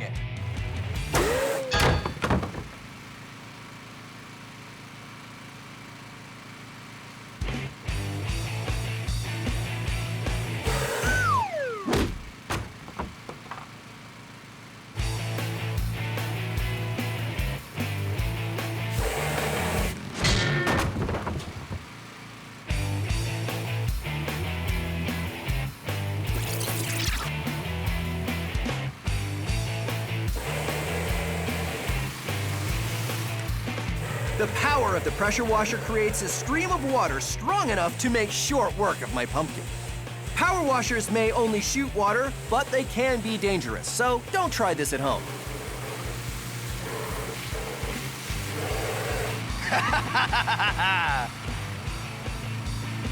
Yeah, science! The Wizard Academy.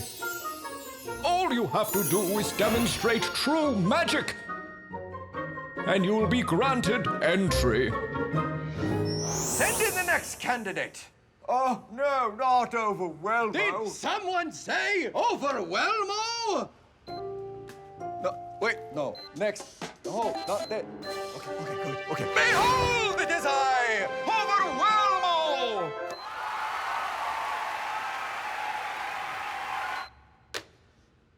Welcome back, Overwhelmo. If you can truly demonstrate magic, you may join the Wizard Academy. A glass of water! No, wait, that is not the whole trick. Okay, hold on. Okay, and this, a waterproof playing card. I put the card on the glass, and flip it upside down. And then I say the magic word. The magic word. And behold, magic!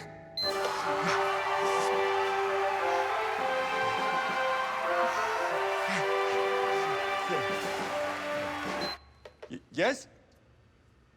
Is that it? Yes? Well, it's not magic. It is defying gravity! Nope. The water would fall and the card would fall to the floor. It's not magic. This is magic! No, it's science. Horse feathers! Look, the reason the water doesn't come out is the air at the top of the glass keeps it held in by suction. More air would have to get into this glass to decrease the suction, and because the playing card is keeping a seal on the glass, the suction of the air is holding the weight of the water up. Balderdash! All right, look, let's do a little experiment then, shall we? Let's move the playing card just a little bit from the edge of the glass. You see those bubbles? Yes. That's bad news. Science, not magic. Well, I will return, and then you will see your mind will be melted by the... No, that's not my music. Hold. You will rue the day when... That's not my... Hold. Overwhelmo shall return. Our maxed out water car worked pretty well. Now it's time for something even more maxed out. We start with a giant tank on wheels, we add a pump to pressurize the water, and a fire hose to shoot it out the back. What's more, this version is big enough for me and Anthony to ride. Water car! So amazing! This is the more super improved water car. This tank holds 1,000 liters, and right now it has 720 liters of water. We have a pump. That's right, our water pump. So the idea is we take the water from this container out through your hose, really pressurized, going really fast that way. Our car goes really fast this way. All we gotta do is just turn on the pump, and we're ready to go. So we fire up the pump and the water stream comes out really strong. So strong I can barely hold on to it. Here we go! But even so, there's a problem. What's going on back there? I got it! Going off. Yeah. Nothing happened. No, nothing really. Well, something happened. We got wet, but it didn't really. It's too heavy. Too heavy. So you're on it and I'm on it. That's a lot of weight. We don't ride it. That's something. Yeah. Also, this is kind of going crazy. Yeah, because if nobody's holding it, it's just gonna flap around. So we'll have a brace here. Yeah. Shoots it that way. That's good. And then we'll need, I feel like we'll need something to kind of propel it. Maybe a better propulsion system. Kind of like one of those steamboats. So we put a big paddle wheel here. Exactly. And we aim it, I guess we aim it down at the, yeah, exactly. like that.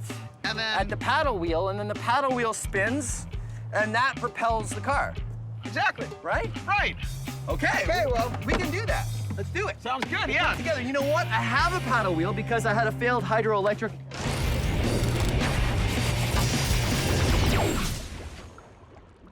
This is called flyboarding. Wow.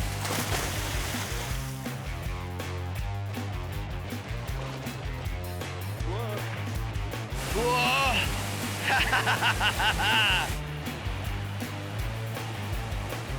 Powerful jets of water are being shot out from this board at my feet. Whoa. The engine on the watercraft behind me creates the water pressure, which travels up the hose and through the jets. The force of the water is strong enough that I can use it to fly around. So what's the difference between this and a water car? Well, We don't have to take that much water with us because it starts in the lake and ends up in the lake. So the only water I have to carry is in the hose that goes up to the platform. Woo-hoo! flyboarding is lots of fun, but it takes some practice to get it right. Balancing on jets of water isn't easy, but I got the hang of it. It's all due to Newton's third law. For every action, there's an equal and opposite reaction. Physics! Woohoo! Our maxed out water car didn't work so well. The main reason is that much water is heavy, 720 kilograms. Yeah. So Anthony and I have a plan. Rather than rely on the force of the water going straight out the hose, we're gonna put a water wheel on the back of the water car. A water wheel works by catching water in the segments of the wheel. The weight of the water on one side of the wheel causes it to start turning.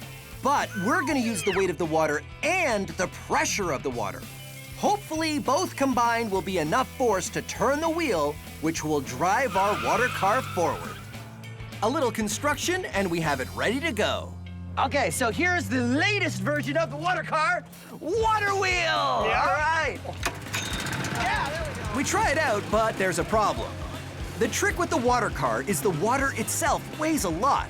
Every liter is 1 kilogram, so our 720 liters we start with is way too heavy to get the car moving in the beginning. But as the water gets pumped out, there's a sweet spot where the weight is low enough the water car might move. But then there's only a little water left, so it's a balancing act. We fill it again and see if we can come up with a plan. Okay, new and improved version, only half full. So the idea this time is because we're starting with it only half full, right? Yeah. Then it'll begin to go a little easier because it won't have as much weight as it had the last time we did it. And Phil, Yeah? I can't even move this thing. What? I think there's too much fuel. There's too much. Yeah, there's no way we can move this. There's no way this is gonna be able to. Even half full, you Even can't half full, move I it. think we need less fuel. We gotta get down to like maybe like a quarter or something like that. The thing is, we ran it from the full tank last time, and it never Okay. moved at all. What if we gave it like a push to kind of help it get over that little bump of energy? Ah, Oh, so give it the first push when it's still got a bunch of water in it. We give it a bit of a push, and then maybe it'll go on its own. Exactly. Okay. You wanna Yeah. get it go? Absolutely. Let's do it. We start the pump and wait for the amount of water to get to just the right spot. Then we give it a push while it's still kind of heavy to start it moving. Sure enough, that push makes all the difference. The water car is light enough to roll, has some momentum to keep it going, and the force of the water coming out the pump is enough to keep it moving forward on its own. Still going. All right. Amazing! Yeah! Look at it, man! This thing worked like a beauty. It worked all. It went all the way. Yeah. Way to go. The water car finally a success. It was the push. It was the push. That's all we needed to get it going. A bit of a push to get it going and a lot less water, and there you go. It totally works. All right, you want to do it again? Absolutely. All right, here we go. Okay. See you next time on Science Max Experiments at Large. So much easier to push it without any water inside it. Hey, welcome to Science Max Experiments at Large. I'm Phil McCordick, and hold on a second, I'm just gonna change. Okay, that's better. Now, where were we? All right, let's go make a boat.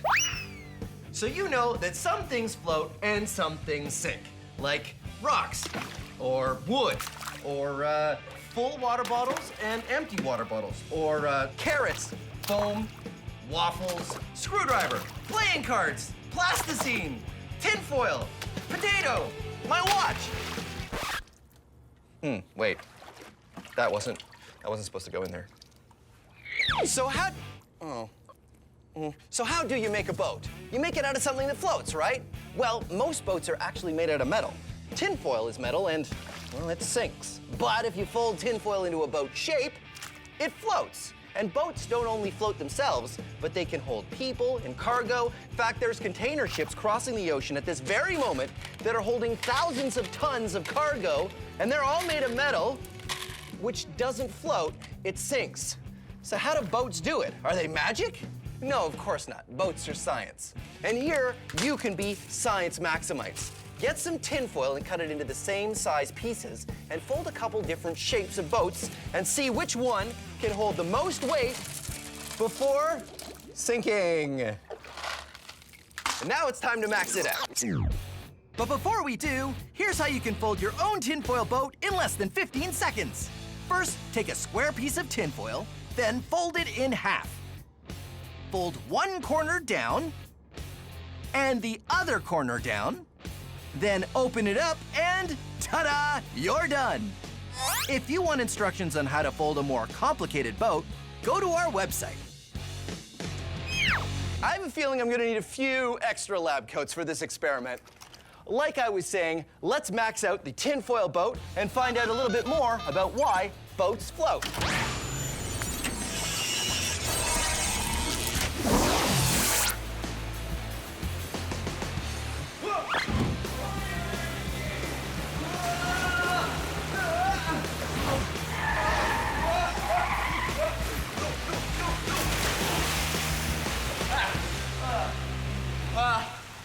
Okay, well, I'm here at an indoor pool, which is not, I wasn't expecting to be in the pool just yet, but this is where we're gonna build our giant tinfoil boat, so why not?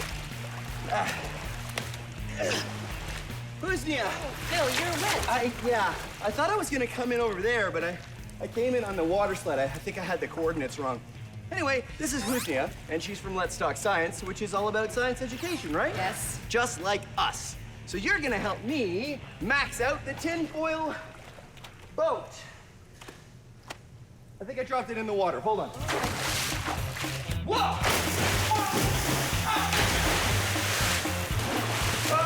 Here, where? There it is. The tinfoil boat. The tinfoil boat. Phil, this is a boat?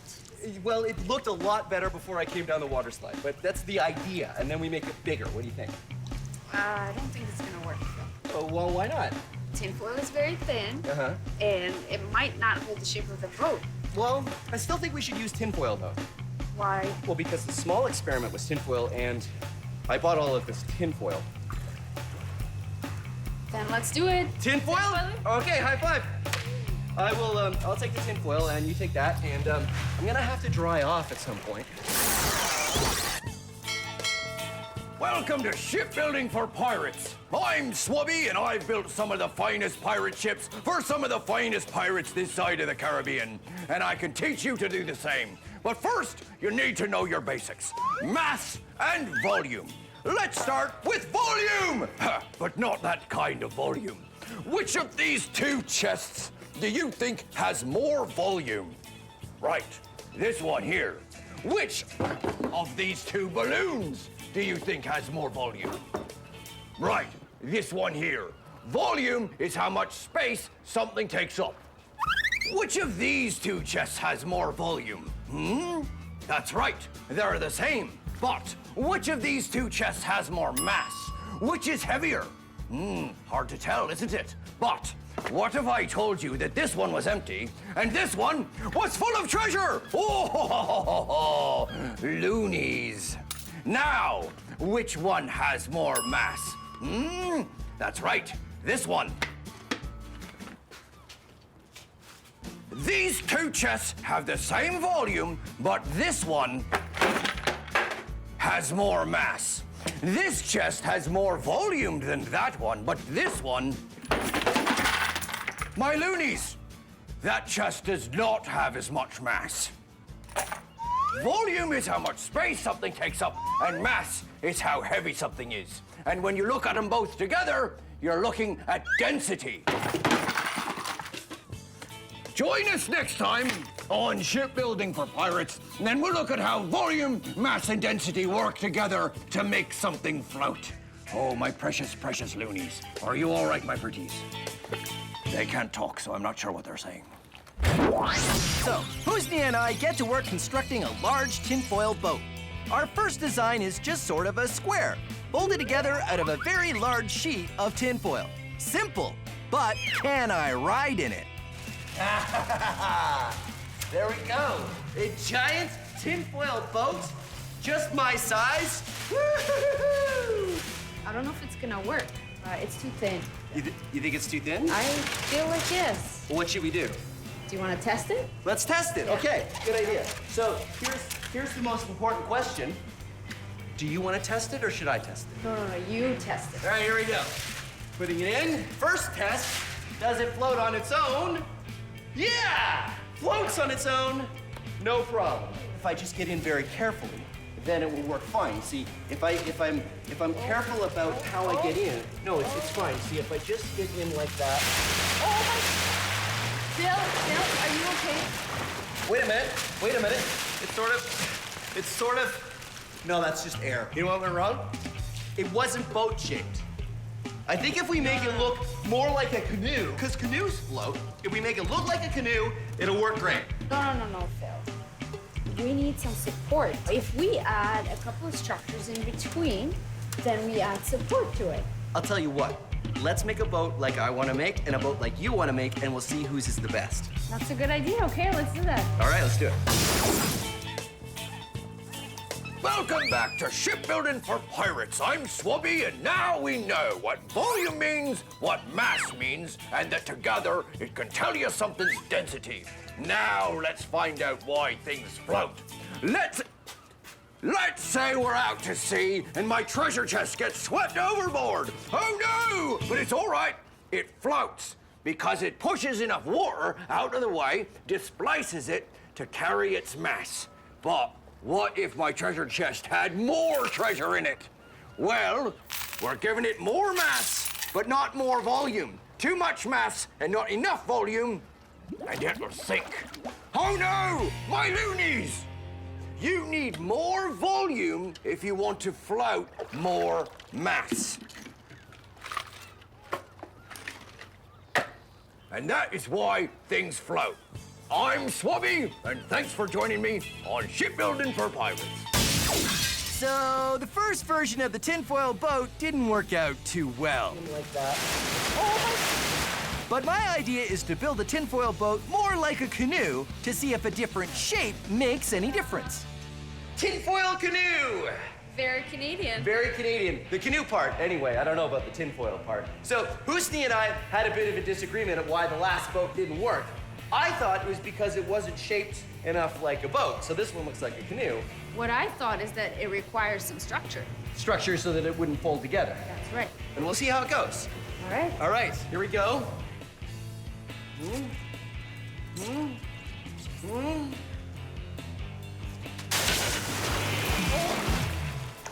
Did it work? No. Okay, your idea next.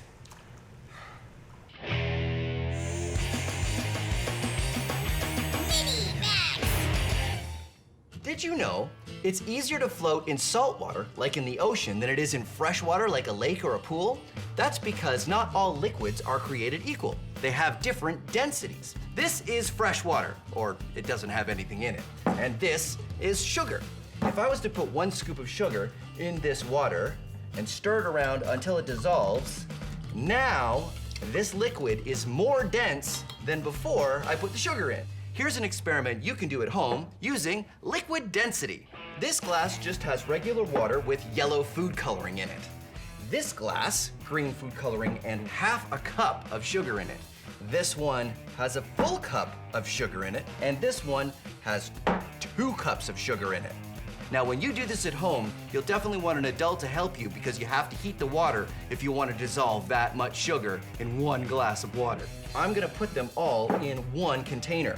You can do this at home, and when you do, I suggest you use a very small container because you have to be very careful when you put the layers in. You can use a turkey baster or a straw. When you put your finger on top, the air pressure will hold the liquid in and you can just drop it in. But these kind of take some time, so I'm going to use the syringe of science. I'm gonna use the most dense liquid first because that's the one that's gonna want to be on the bottom.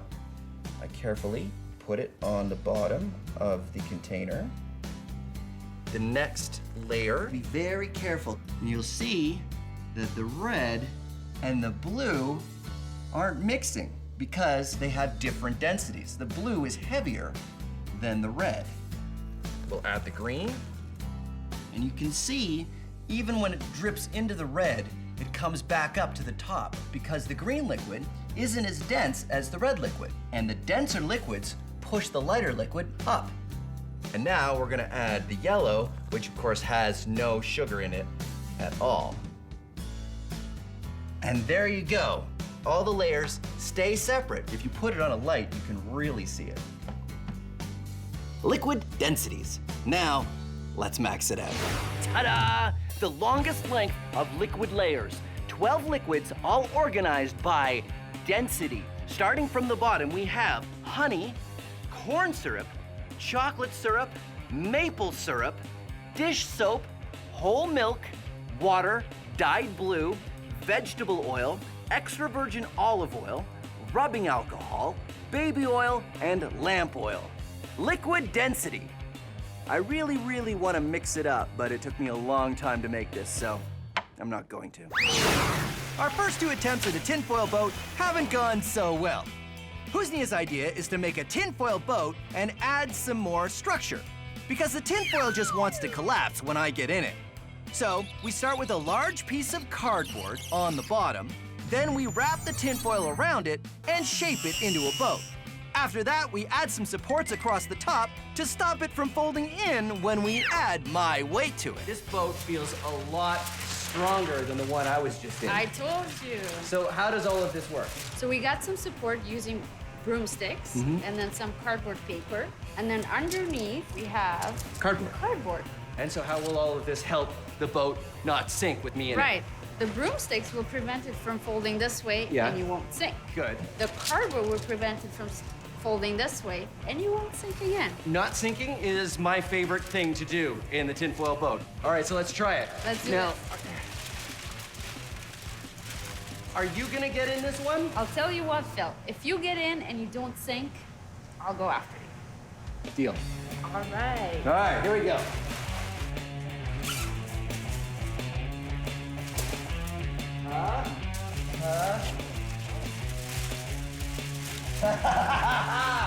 It's sort of working. Oh no, water's coming in.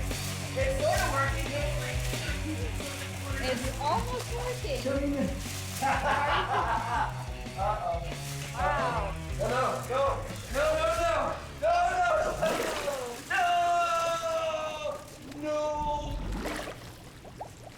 Hold on. 1, 2, 3, go. Another thing I learned is that a very light tinfoil boat can be very heavy when it's full of water. I don't know if fixing it is in the cards. I think we're gonna have to build another boat. So what do you think we should do? Let's add more structure. More structure. Oh, yeah. What if we add like a metal rod around the outside and maybe some more metal rods and ribs? And we wrap it all in tinfoil, and you think it'll work? Let's give it a try. Let's give it a try. Don't worry about it. I got this. No, I get it. I'll get it. Sure?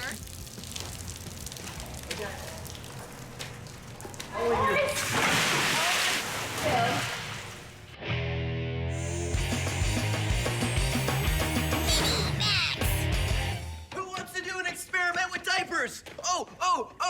No, I'm serious. You may have a little brother or sister at home, which means you probably know where you can find some diapers. But there are 2 things you need to remember. First, ask an adult if you can use the diapers for your experiment. And 2, only use unused diapers, okay? Okay. So, you take the diaper, and if you cut it, be very careful, maybe get an adult to help you, over some black construction paper, like I have here, and you shake the diaper over the construction paper, you'll see that there's a little powder that comes out. And this is the secret ingredient. This is super absorbent gel. What it does is it soaks up all the liquid, and diapers are full of them. And you carefully pour it into a plastic cup, like that. Now you can see I have already done it with a number of diapers. It's important to use a plastic cup because it's a little messy, although it's non-toxic, it's totally safe, but it's still easier to clean up by just throwing the cup away.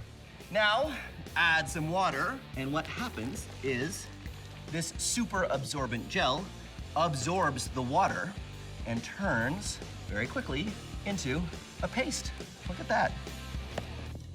Now, let's max it out. 5 kilograms of super absorbent gel, 500 liters of water. Now, it is time to do science!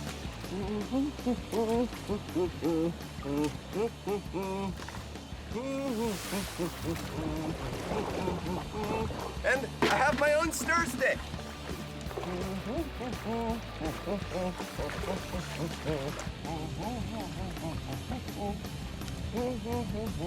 Yep, definitely coming along. I'm not exactly sure I'm forgetting anything on this camera, but I want to make sure it's recording. Yep, it's recording. There we go.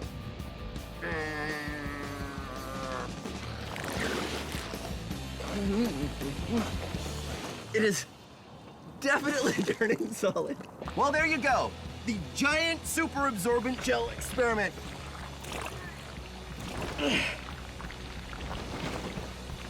Corey, Trevor, I need some help getting out. How many outfits have I been through in this episode?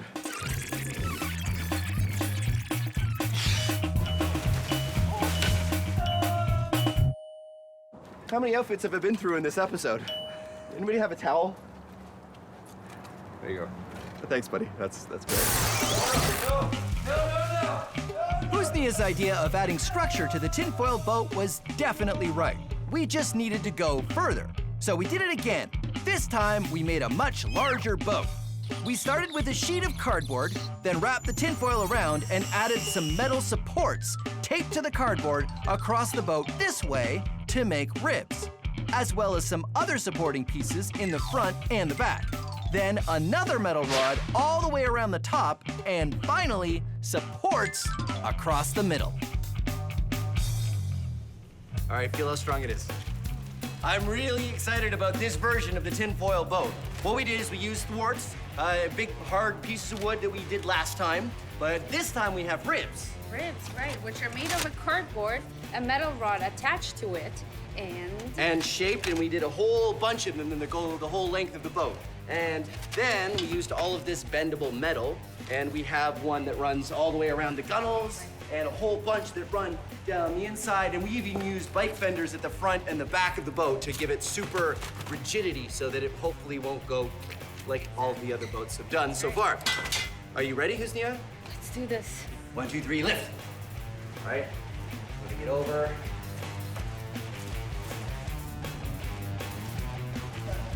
It floats, but that doesn't tell us anything because they've all floated at this point. It's only when I get into it. Okay, here we go. All right.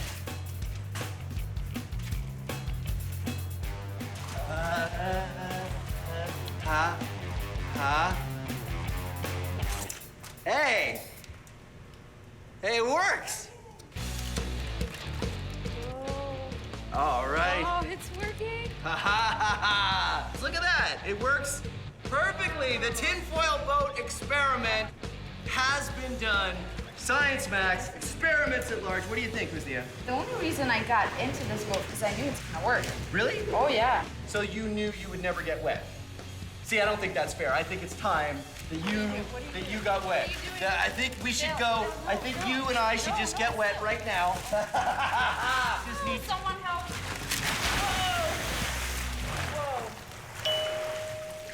You're still dry, aren't you? Okay. That is so unfair. Science. Hey, Science Maximites.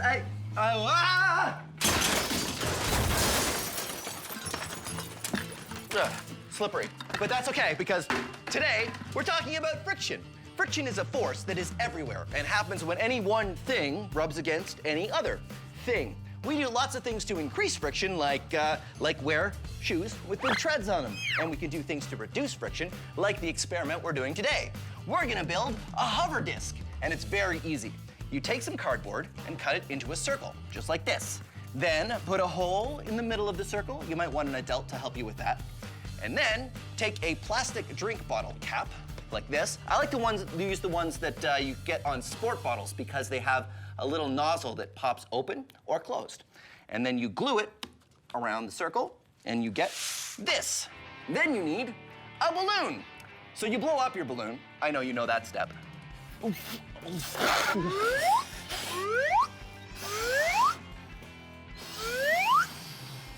then twist the balloon so it doesn't get away from you. When it's nice and twisted, you can stick it over the drink bottle cap like this, and then untwist it. And this is why I like to use the plastic drink bottle caps that come from sport bottles, because you can open it when you want. And when you do, your disc rides on a cushion of air, reducing the friction with the table, and it's almost like it's sliding on ice. You can also use CDs if you want to do a different design. Just make sure you're using CDs you never want to listen to again. Now, if any of this is too fast, don't worry. You can always go to the Science Max website, where we have all of the instructions. And now, it's time to max it out. We're going to see if we can make a human-sized, rideable, low-friction hover disc. I'm going to the Ontario Science Centre, where hopefully I have an expert that can help me. The door is stuck. I think there's a little bit too much friction with it. No. That's got it. Oh no, this isn't the Science Center. Did I go back in time again? Oh. It is the Science Center. Helena, hi. Hey, Phil. You're here to see the hover disc. Yes, please. All right, come on, right this way. So I made one in the lab that works pretty great. It's on cardboard and it has a balloon. The one you have here works on the same principle? Yeah, it does. But you know what? My friend Russell has some ideas about making something like this, but even bigger. Do you think we can make one big enough to ride? Maybe, yeah. All right, well, let's take a look at the one you have here. Oh, I see.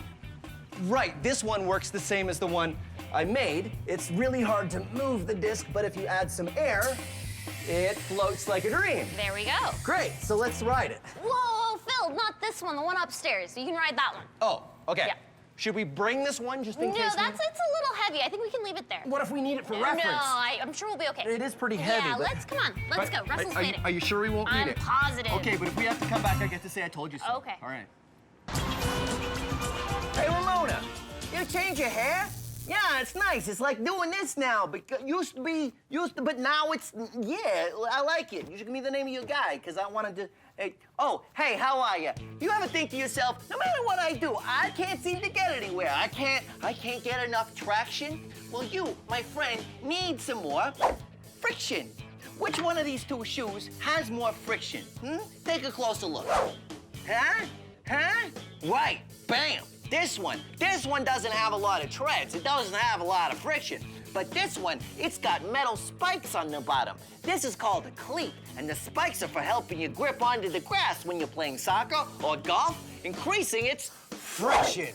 Why do you think skis are smooth on the bottom? Come on, look at that. It's so smooth and glidey. My hand I can barely even touch the surface. It just slides right off. It's sort of glidey and smooth. They're smooth to help you glide across the snow, reducing their friction.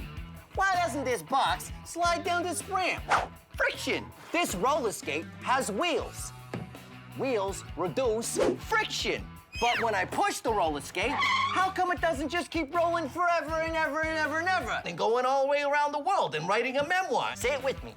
Friction. Louder. Friction. Can't hear you. Friction. Little too loud.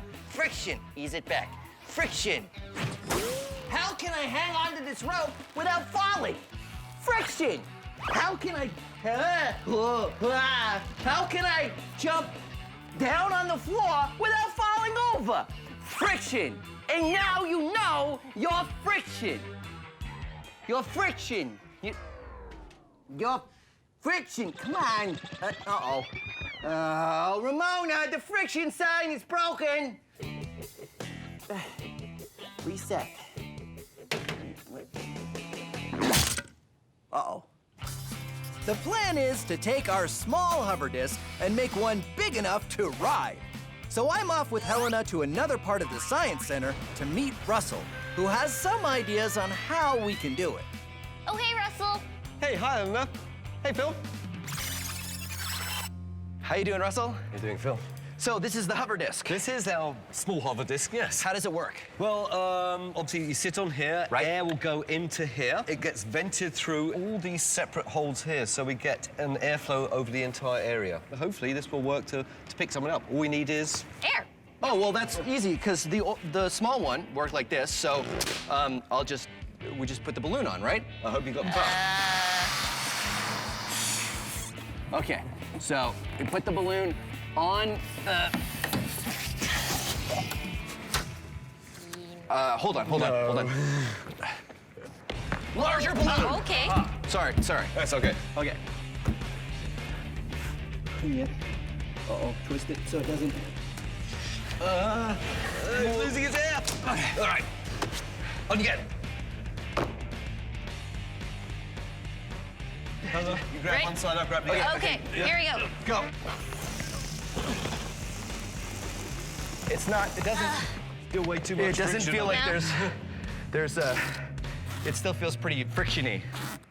I think we might need something more than a balloon. So what do we do? Well, I think we need more consistent air going through here. Okay. So not a balloon.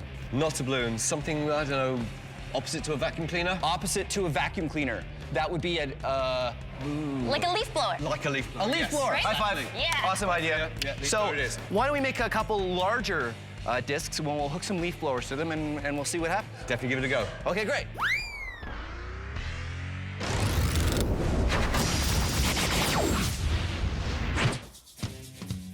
Carbon is an atom and is the basic building block of all life as we know it. You, me, all plants, all animals are carbon-based life forms.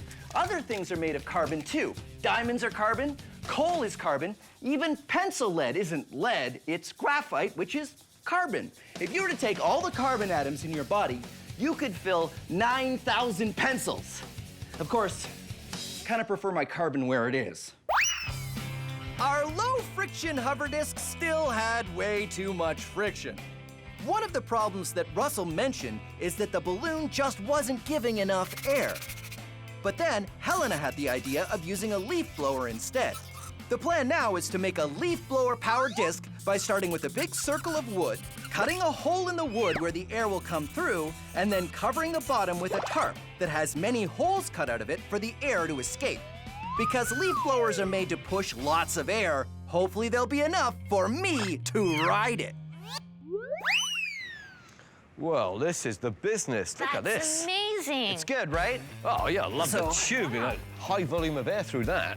Yeah. So yeah, I think it's a dryer vent I just found it in the lab. And then this, of course, is a leaf blower. So I get on here, and then Helena, if you want to turn it on. Yeah.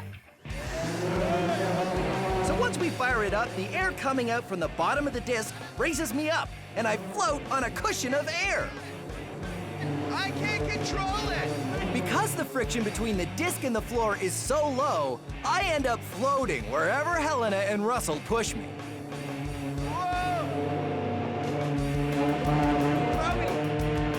I'm going towards the wall!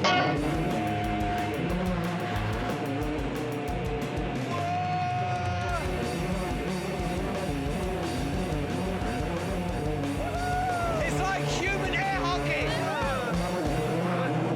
Okay. It's a bit unstable. Do you want to turn it off? Wow, that worked amazing. Not too much control, though. I have no control whatsoever. Yeah, no. But this is great. So so we have the no friction down pat. I feel we need some way to actually move. Well, something to push you along. I was thinking as you were going, like, you need like a broom or something. A broom. Okay, yeah. What if we do like something low friction, like a broom, and something high friction, like that we could really sort of stick on the ground? Yeah. Yeah. works for me. And then we could build two of them, and we would have two discs and two ways of moving them. Are we gonna race? And we can race! Yeah! Okay, Yeah. race. That's what we're gonna do.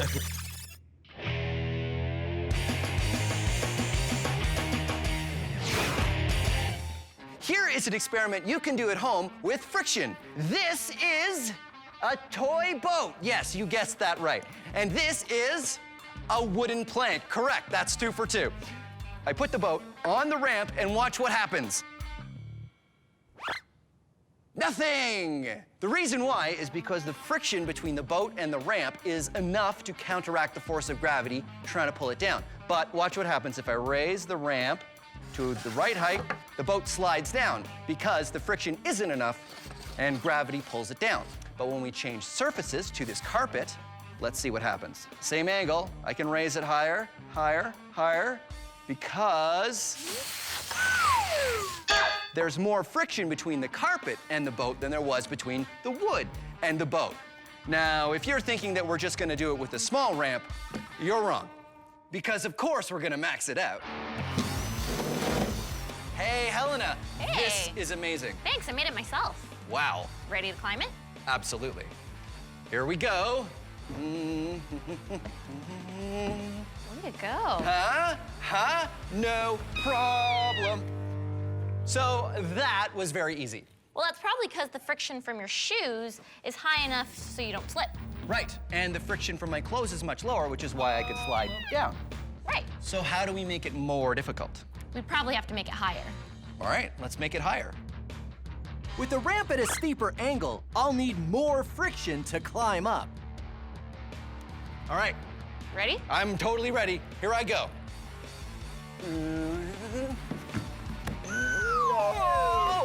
You try. Okay, hold my drink. Here we go. Oh, so clearly we are not getting enough friction between our shoes and the ramp at this angle. We should add some carpet, because carpet would add some more friction between our shoes and the ramp. All right, let's add carpet. Sorry, here's your drill. Thanks. All right, carpet. Yeah?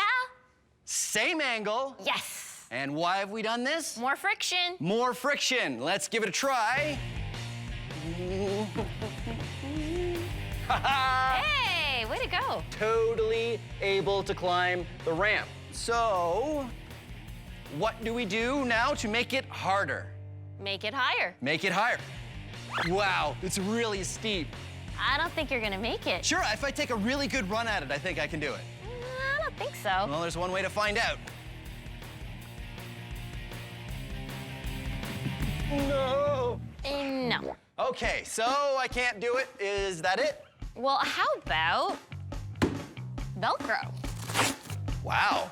Right? It'll give you more friction, so you can try climbing with this. We'll give you Velcro knee pads, Velcro shoes. Velcro. Velcro handholds, Velcro knee pad, Velcro on my shoes, helmet for safety, Velcro fill, Velcro dance. Okay, you ready? Ready. All right, here we go. Ha-ha, I did it! Creating friction between me and this ramp means I can stay up here for as long as I... No. No, Velcro. No. No. Phil, you okay? Velcro! Friction! Your turn. No. Our hover disc worked well. So well that we decided to build another. If we have 2 hover discs, then we can race them using different kinds of friction to push them along. Something that has low friction, like a dust mop, and something that has higher friction, like a pole with rubber balls at the end. Rubber has great friction. That's why we make car tires and the treads of our shoes out of rubber. Okay, we have a giant race course that we've set up. We've got 2 low-friction hover discs, and I'm gonna use the low-friction dust mop version to propel my hover disc. And Helena, what do you have? I have the high-friction rubber ball stick. Start your engines! On your marks, get set, and go!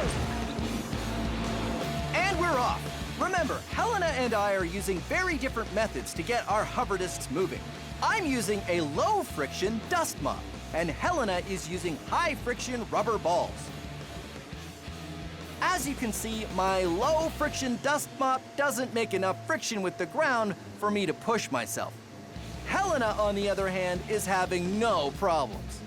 Let's go! Let's go! Let's go! Let's go! Go ahead! You can beat him! He's way back! Oh! He's way back for the win! It's the winner! Jay crosses the Yes! And then we have our winner. Yes! Over the finish line. It feels way back over there. Oh, man. I'm still stuck at the second turn. Way to go, Helena. Thank Nice. you. So what was the strategy? How did it work? Well, pretty much while I was using those red balls, I was getting friction, helping me steer. You know what? I think we need a little bit more thrust. That would work even better if we had something pushing us even harder. Definitely. Wait. I have an idea. Wait, hold. I need your help. Come on. I'm at iFly Toronto indoor skydiving to talk to you about friction. That's Mike. He's gonna help me out. Okay, here we go.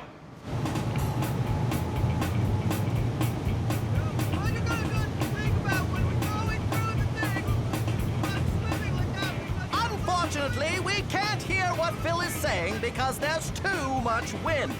It looks like he's trying to tell us something about the friction. Yes, he's saying the friction from the air rushing up in the chamber is enough to counteract the force of gravity, which is why he's able to float or swim or whatever he's doing. Now it looks like he might be saying even something like air can have a lot of friction if it's going fast enough. And the air in this chamber is going fast, which is why we can't hear a word he's saying. Oh, well, he seems to be having fun.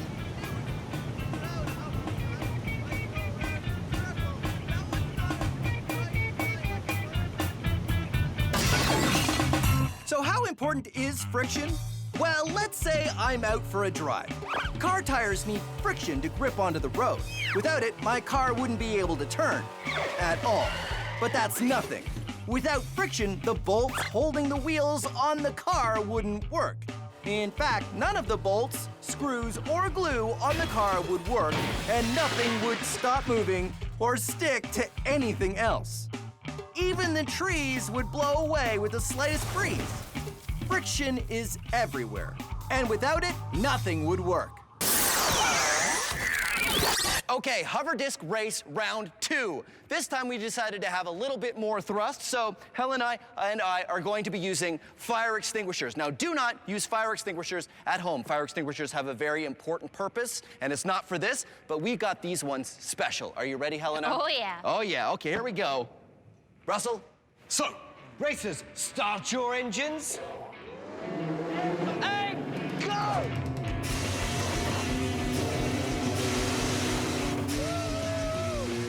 Using fire extinguishers gives us a lot of thrust.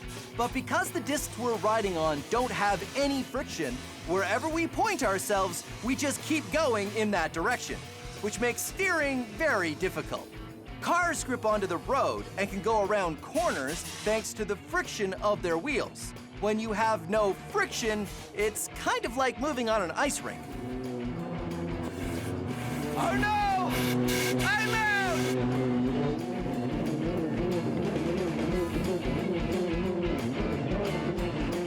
Yeah!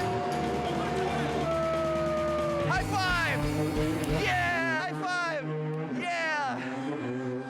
Okay, wait. Oh, I ran out of fire extinguisher at the end there, so I had to cheat a little bit. So 1 for you, 1 for me, and all of them for friction. Or the lack of friction. Or the lack of friction. Science Max, experiments at large. What do we do next? Larger fire extinguishers? I think so. Oh, Okay. yeah. See you next time.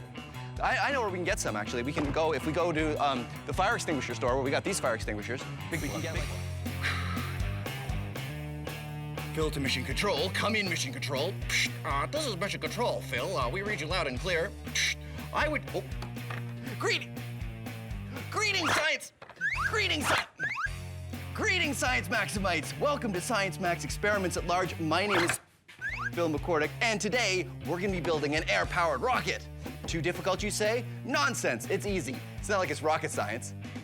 Hey, it is rocket science. Cool!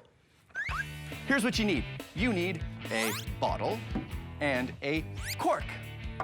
Make sure that the cork fits nicely into the bottle, and then you need an air pump, because you can't have an air-powered rocket without air. And on this air pump, you need a pin, the special kind that you use to inflate basketballs or volleyballs or stuff like that. Now, what you want to do is push the pin through the cork. You might want an adult's help for this. Push it through until it goes through on the other side, and then make sure you get a good seal with the bottle. Now you're ready to launch your rocket with air pressure. But first, let's do a few other things. Take your cork and put it in a tripod launcher. You can make this out of pencils or anything you want, as long as it stands up nice and solidly. And then, of course, you want to decorate your bottle so it looks like a rocket. This is my rocket. Pretty good, right? So stick the bottle on the cork like before, like that. And then you stick the pin in the bottom. And what we're gonna do is we're gonna inflate the bottle with air pressure and then it's gonna launch. Okay, here we go. You know, rocketry really isn't something you should do indoors. Come on.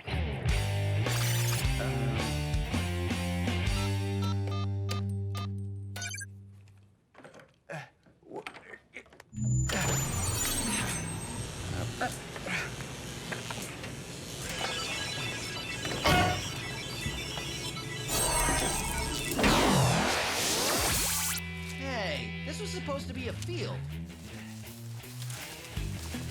What's going? Why are there? Oh, it's in my shoe. Oh, this will do nicely.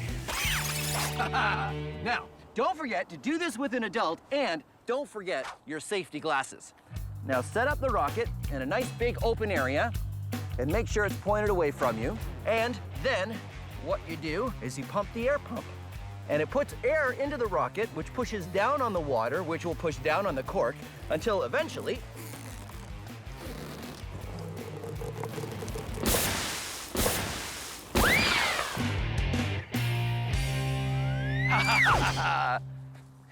So be Science Maximites and come up with your own rocket design. Try different amounts of water, different fins, even a different size bottle. Try it for yourself and see if you can get one that goes higher than mine just did.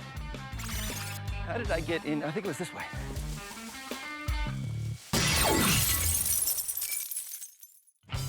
Do you want step-by-step directions on how to build your own air-powered rocket? Well, don't worry. Everything you need is on our website.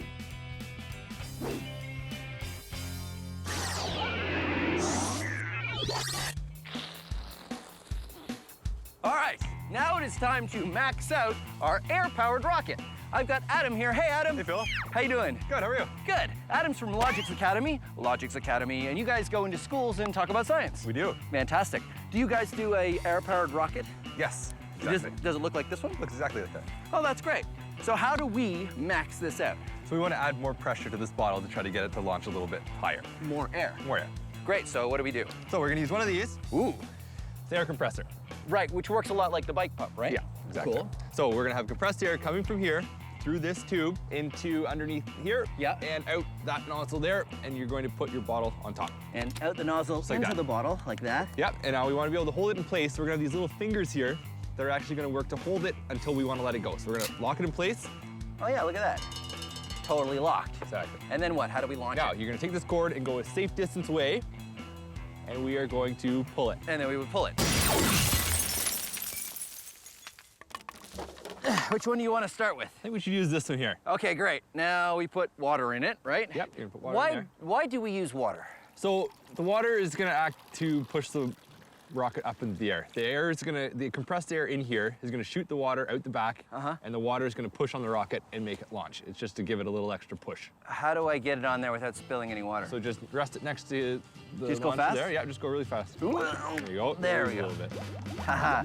And then Lock it in place. locking it in place. There's no Okay. air pressure in the hose yet, right? Not yet, no. First, we have to spool out the launch cord.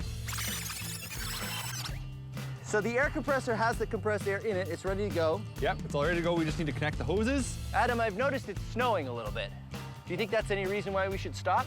I don't think so. No, the science must go on. Blast shields down.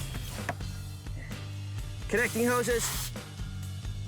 When we connect the air hose, the pressure from the compressor travels down the line and into the bottle. You can see the bubbles of air going in. Those bubbles are carrying more air into the bottle, giving it more pressure. Here we go. 3, 2, 1.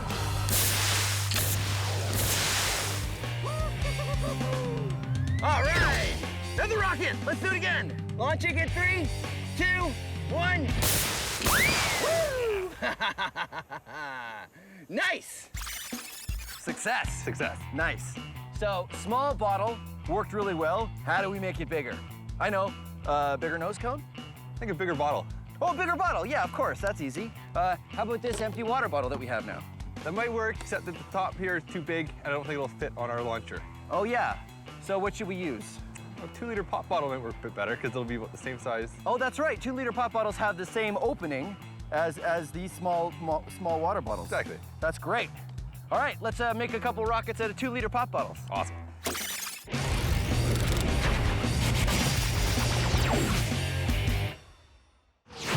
Pressure happens when you squeeze something or compress it.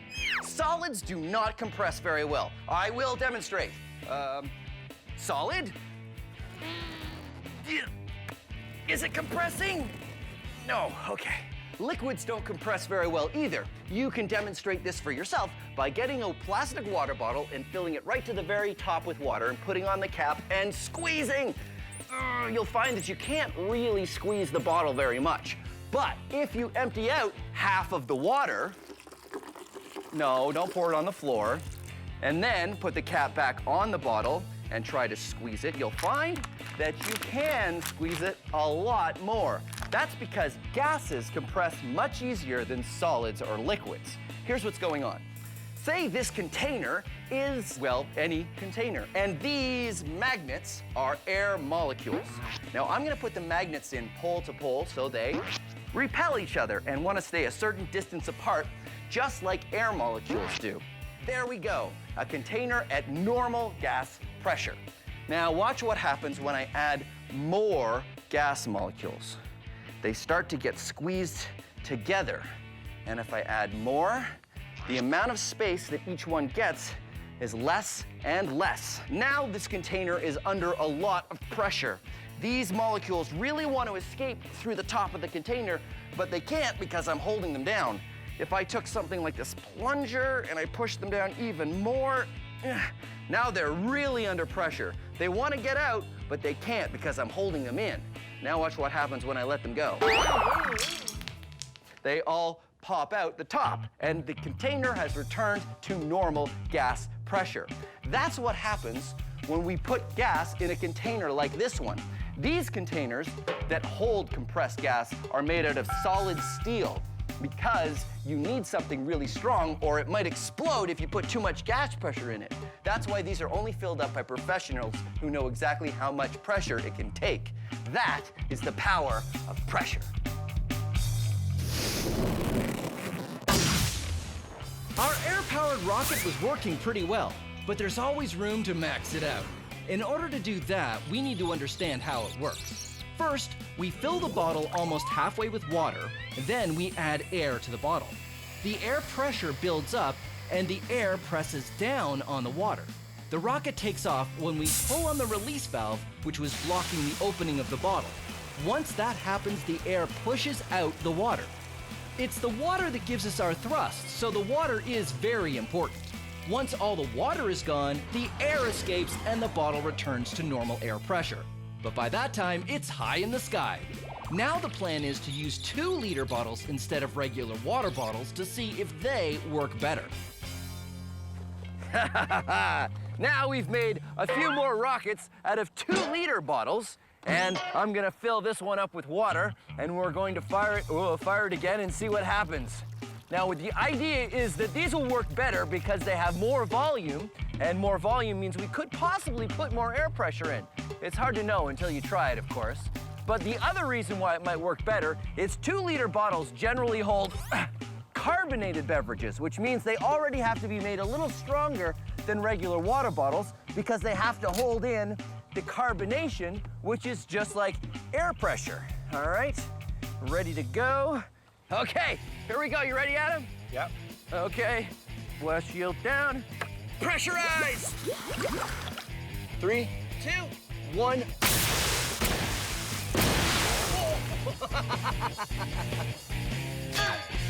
Let's do another one. And 3, 2, 1. Whoa! Wow! This is the superhero design rocket, which I'm very excited about. All right, Adam, it's going really well. But before we fire this next one, how can we make it bigger, better, and more awesome? You get more pressure. More pressure. How do we do that? Well, we're firing at about 90 PSI right now. PSI, pounds per square inch of pressure, right? Yeah. So we could increase it. We could increase it. So how, we're at 90 now, how high does the tank go? Go to about 120. 120 PSI. Let's see what happens. All right, let's do it. Here we go. 90, 110, 120. Should we fire it? Let's fire it. Let's fire it. Here we go. 3, 2, 1.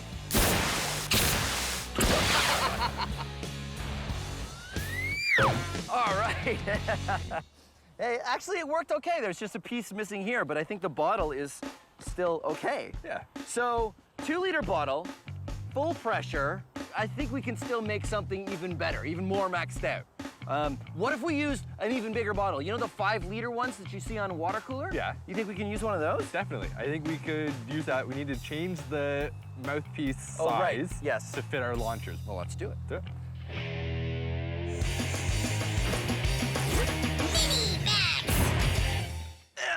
Help, I'm being crushed by all this pressure. A whole kilogram is being pushed down on every square centimeter of my body. 103 kilopascals. Actually, 1 kilogram for every square centimeter on your body is the exact kind of pressure that you and I are under at all times every day. We don't notice it because we're used to it, but it sounds like a lot, doesn't it? Well, it is. Here's an experiment you can do with a plastic bottle. Say at room temperature, there are 10 million air molecules in here. Doesn't really matter how many, but we'll say there's 10 million at normal room temperature. What happens if I heat up the air inside this bottle? This is warm water.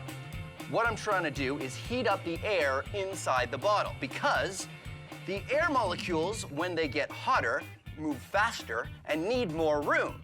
So the 10 million air molecules are starting to escape out the mouth of the bottle and reducing the number of air molecules inside. And now I take the bottle out and cap it. Because the air molecules heated up and speeded up, they needed more room. Now there's less of them in the bottle. There's about 4 million air molecules inside this bottle, but they're all hot air molecules and they have a higher pressure, and you don't notice it because the air out here isn't crushing the bottle. But watch what happens if I cool the air inside the bottle. This is ice water. So what's happening now is the molecules are slowing down and they need less space. So they need less room and they're being crushed by the pressure on the outside of the bottle. It has been crushed because the colder air molecules don't need the same kind of room as the hot air molecules. The room temperature air has crushed the bottle. The air inside has a lower pressure than the air outside. Pretty amazing. Even more amazing when we max it out.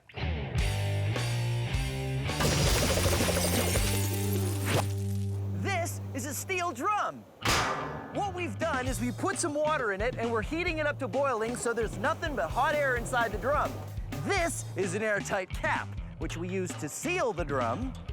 And now we cool the drum off. Hey, Trevor, give me a hand. Ready? 1, 2, 3, you lift!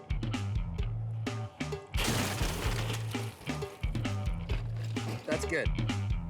This pool is filled with ice. What we're doing now is cooling off the steel drum, which will cool off the air inside it. Which means, eventually, the air inside the steel drum will be a much lower pressure than the air outside the steel drum. Because this steel drum has a lot more volume than a 2-liter pop bottle, it takes a lot longer for the air to cool down. The other thing to think about is that it's a steel drum. I could stand on it and it wouldn't even dent. But sure enough, after a few minutes... Whoa! Check it out! The barrel has totally crushed. The low pressure air inside the barrel wasn't enough to withstand the force of the regular air pressure that you and I walk through every day. The air pressure all around us is enough to crush a steel drum. How cool is that? Our air-powered rockets have been working really well, but we still want to go further. Since the 2-liter bottle worked better than the water bottle, we think increasing the size again might make it more awesome. So now the plan is to switch our 2-liter bottle with a 20-liter water cooler jug and make a rocket out of that. Because the launcher nozzle, which holds the bottle in place till we're ready to launch it, isn't going to fit the opening of this bigger jug, we've decided to use the cap that came with the jug. If we screw the cap on, it'll work sort of like the cork. The air pressure will press down on the water and keep pushing against the cap until the cap has a catastrophic failure, which is a very cool way of saying that eventually the cap will break and the bottle will shoot into the sky. 20-liter water cooler jug filled with some water. This is the cap that'll work sort of like the cork. We put the air pressure in there, the cap can't take it anymore, pops off, and the thing flies, hopefully. Let's find out. Okay, that looks good. There. Let's do this. Go for pressure. Uh-oh. Uh-oh. Whoa! Hilarious. That worked pretty well. It sort of does that. I wonder if it's aerodynamic. No. No. So, what else can we do to make it even more maxed out? I think we've used the 2-liter bottles. It worked really well. The 2-liter bottles Yeah. are the best, right? I think so. So, what do we do? I think we probably stack them. We stack them on top of each other. Yeah. That worked. I like that. So we put a whole bunch of them together. Yeah. Tell you what, I'll do you one better. Why don't we use 3 stacks? Awesome. We'll use 3 stacks, 3 launchers, 3 times the thrust, and we'll make a giant rocket out of 2-liter bottle. Yeah, great idea. High fives. Here we go. Gas molecules get further apart when you warm them up and closer together when you cool them down. So what happens if you keep cooling them down? Well, they turn into this. This is liquid nitrogen. Nitrogen makes up 78% of the air we breathe, but when you cool it down to minus 196 degrees Celsius, it turns into a liquid. It's boiling right now because at room temperature, nitrogen wants to be a gas. So the liquid nitrogen is turning into gaseous nitrogen, and all of the extra molecules are escaping through the top of the bottle. So what happens if I put a cap on the bottle? Right now, the liquid nitrogen is turning back into a gas, but because there's a cap on the bottle, the gas has nowhere to go. So the pressure is just gonna keep building and building until the plastic bottle can't contain it anymore, and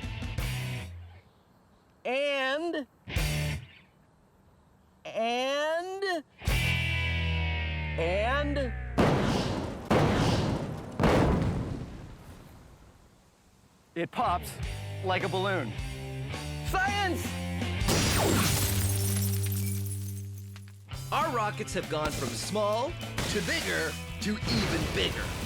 Now the plan is to use 3 2-liter bottles and create columns of them into a giant rocket.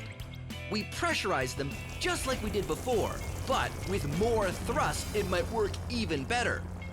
Even if it doesn't work better, I'm pretty excited about this new plan. Giant rocket!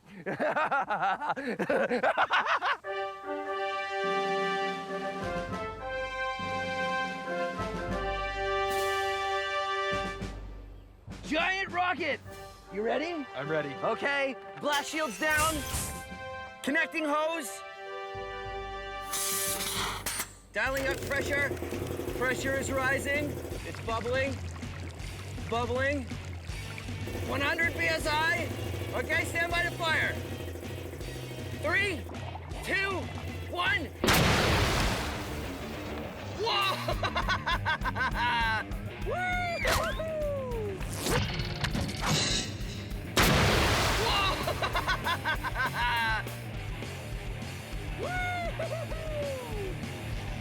Awesome! Yeah, let's go check it out. Well, there you have it. Rocket Science Max. Experiments at large. Well done. Nicely, nicely done. Do you think we could fire it again? Yeah, it looks like it needs some repairs, though. Greetings, Science Maximites. Today, we're gonna be talking about, balance, or what you call balance in science, which is center of gravity. Now, the center of gravity is a place you can find in any object where it's equally balanced on all sides. I balanced this spoon on the eraser of this pencil, and where the spoon is balancing is its center of gravity. But if I take this little tiny dime and put it in the spoon, it doesn't balance anymore. But if I put the dime in this spoon and balance it in a different spot, I can find the new center of gravity, and the spoon balances again. Here's another experiment you can do. Take a potato and a ruler or a stick. try to balance the potato on the ruler.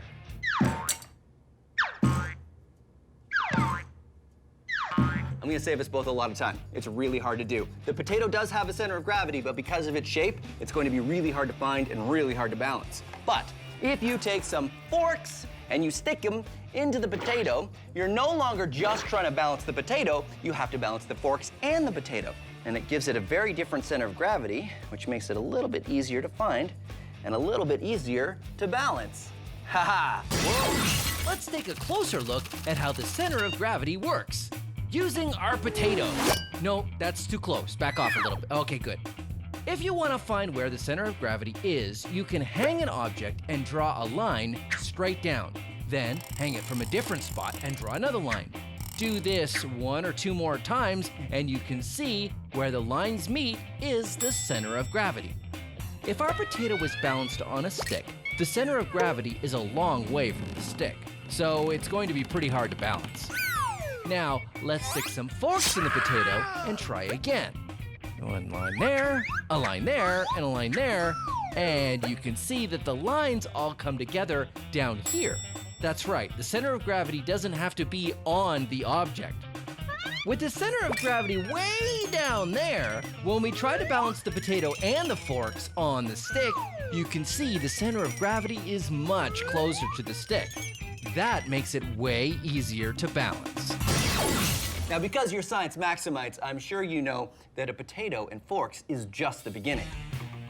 Everything you have in your house has a center of gravity, which means theoretically you can balance anything. Try it yourself. Find things around the house and see if you can get them to balance. And if you can't, try adding things to increase the center of gravity and make it a little bit easier. Now we're gonna max it out. That's why I'm gonna go to the center for skills development and training, and we're gonna explore center of gravity even more. See if we can get something to balance. And what better thing to balance than me?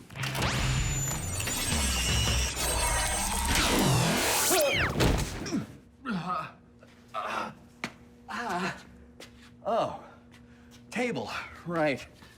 Hey, this is Sandhya and Swapna. No, Sandhya and Swapna. Right. And they are going for their PhDs in science. And you guys, thank you for coming. Thank you. Work with Let's Talk Science, right? That's right. All about science education, just like us. And I'm glad you guys are here because I need to max out this. Oh, look at it balance. Whoa. Hey, whoa. Okay, I got it, it's fine. Good. So we're gonna get a gigantic potato? No, I thought we would use me instead. So you're the potato. Yeah, I guess I'm the potato. All right. And I need something to balance on. Well, how about a tightrope? Oh yeah, a tightrope. Have either of you done a tightrope before? Nope. Me neither. All right, let's set one up. All right. Okay, good. Yeah, I guess you're right. We're gonna take our balancing potato experiment and max it out. To get a potato to balance is pretty hard, but if you stick forks in the potato, it works a lot better. In our maxed out version, we're gonna balance on a slack line, which is sort of like a tightrope. It's a flat strap tightened between 2 points. And in this version, I'm the potato.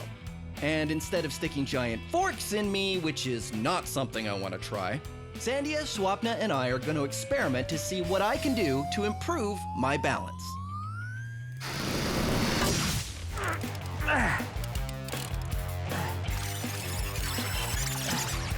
There. We're using this ratchet strap above a crash mat because we only have it about 3 feet off the ground, but it's still gonna be really hard to balance on, right? Right. Okay, so who gets to go first? Okay, here we go. Ready? Hey. Got it? No. Okay. I think what you need to do is spread your mass out more to be able to find that center of gravity easier. So I should balance on one leg? Start by trying to put your arms out. Let's Okay, try cool. this again. Trying it again. All right. All right, arms out. Okay. Let's see if this works. Okay, so when I say, you're gonna let go. Ready? All right. 1, 2, 3, go. No! It's a little bit better. It was a little bit better. A little longer. That way I went from 1 second to 3 seconds. Yeah! Yes. I would like to actually take one step. Okay. That would be nice. Well, What else can we do? maybe we can try weights. Try and hold them out. If I have weights in my hands, that would increase the center of gravity in terms of putting Putting it the out. weight on the outside. You guys have something we can use? Sure, yeah. Actually. Okay, good. Wow, these are heavy. Okay. These are weights. Yes, they are. Well, that's what they're for. They're supposed to be heavy. Good call. When I hold this one, and I'll borrow your shoulder so I'm, and then when I say, Sandy, pass me the other weight. Here we go. Ready? And pass me the weight. Oh, no. Okay, that didn't work. Okay, good. Whoa. Okay, let go. Okay, let go.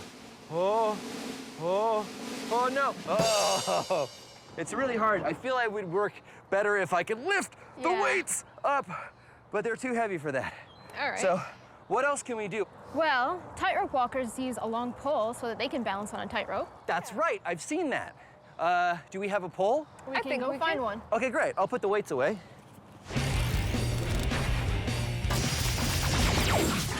Have you ever heard someone say, I will be back in a jiffy? Well, now you can tell them that's almost impossible. You see, a jiffy is an actual measure of time. It's 1/100th of a second. You see this timer?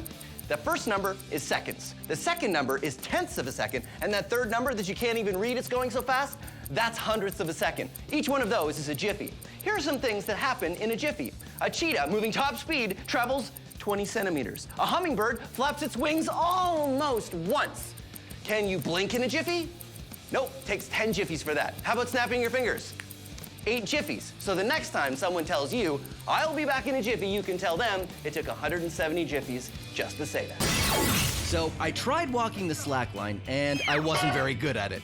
Holding my arms out at my sides seemed to help a little. Then I tried holding some weights to see if that would make any difference, and the weights were so heavy, I couldn't really hold them out very far. Now the plan is to try a long pole. Tightrope walkers use long poles to help them balance. The longer the pole is, the more it affects your center of gravity, especially because you can move it up and down to help you stay balanced. Ta-da! Nice.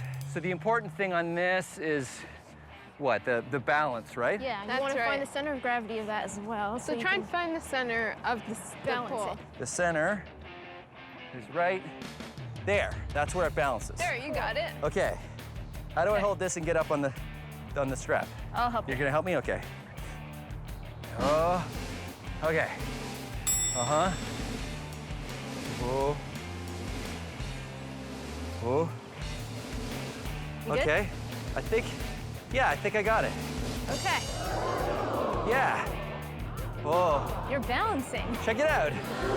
Hey, this isn't so bad. Hey, look at that. You can really use it to help correct when you start to fall. You just move the pole, and that's totally helping my center of gravity stay right in the center above the strap. Whoa. Whoa. You can do it. A long pole can help tightrope walkers and me balance in 2 ways. First, it lowers my center of gravity. Normally, a person's center of gravity is about here. But with a pole, it changes to way down here, much lower to the thing I'm walking on. But a long pole also helps in another way, because in order to fall off the rope, I have to rotate. It's easier to rotate something that has mass in the middle than it is when the mass is spread out. That's why you put your arms out when you want to balance. A pole works just like your arms. The mass gets spread out way more, and it makes it much harder to rotate around the rope and fall off. There you go. Center of gravity. We're done. Usually we don't have it figured out this quickly. Usually we struggle a little bit more. All right, high fives. Way we did to it. go. Way Awesome. to go. So we did it. Yeah. We achieved what we set out to do, balanced with a pole. So how else can we use science to make my balance better? Well, tops are great because when they're spinning, they balance. That's right. So the forces used when something spins is something I can use. Yeah. All right, this calls for another small experiment. Are you guys good here? Yeah, sure. We'll keep practicing. Awesome. All right, back to the lab. Bye, Phil.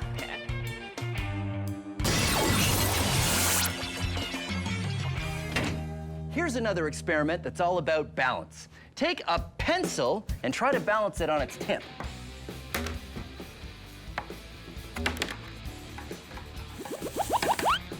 Doesn't work that well, does it? But if you take a pencil and stick it through a circle of cardboard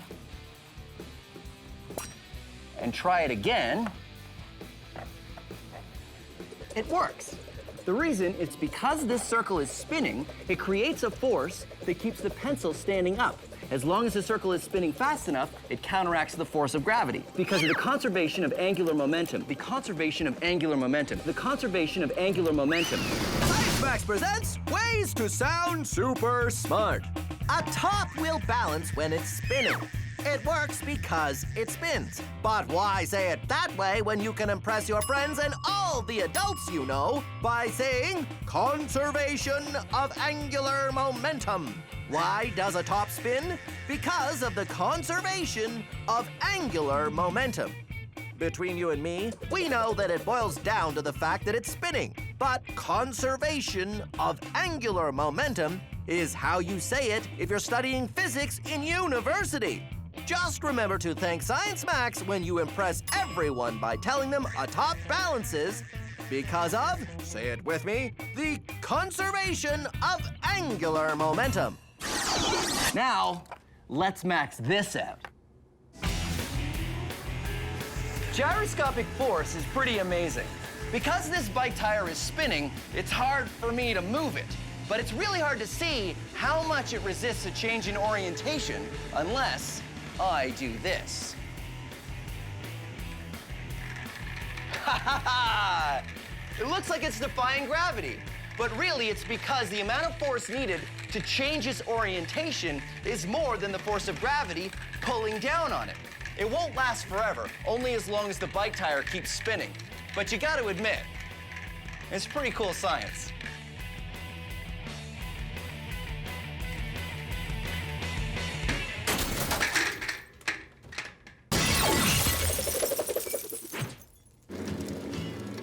And, whoa. Science! Look at that, it totally balances. Yeah. So this is a great way to balance. Do you think it'll work if I hold it? Well, let's see you try. All right.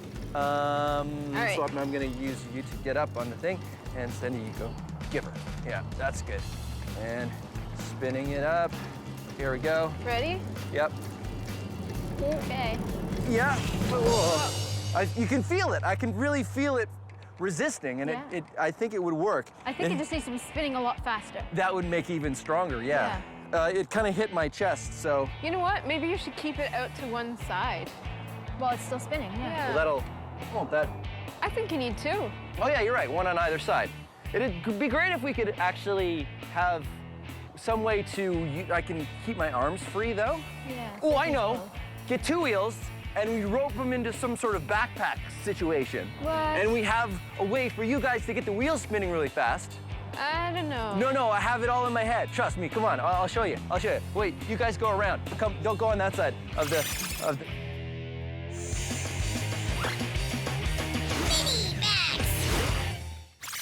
Time for a mini-max. Here's how you can use the forces of things spinning around to defy gravity! Well, sort of. Take a ping pong ball and put it in a plastic container like a cup, or this is the top of a CD spindle. Put it in and start spinning it around. If you do it right, you can get the ball spinning only on the sides of your container and not touching the bottom. That's centripetal force at work.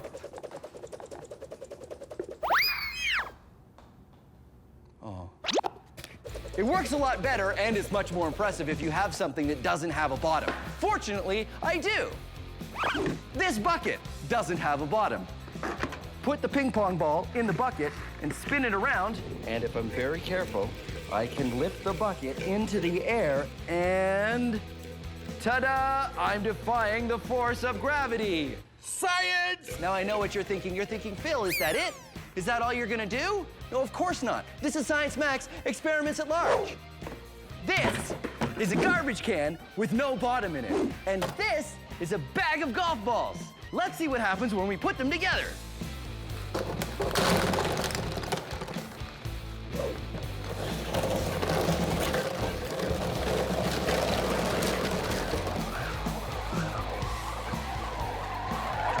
managed to keep one golf ball in my garbage can.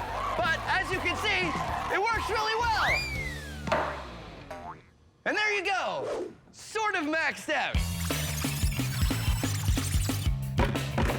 This is a garbage can with the bottom cut out, and this is a soccer ball. I'm gonna see if I can keep the soccer ball inside the garbage can using centripetal force. Okay. It's working!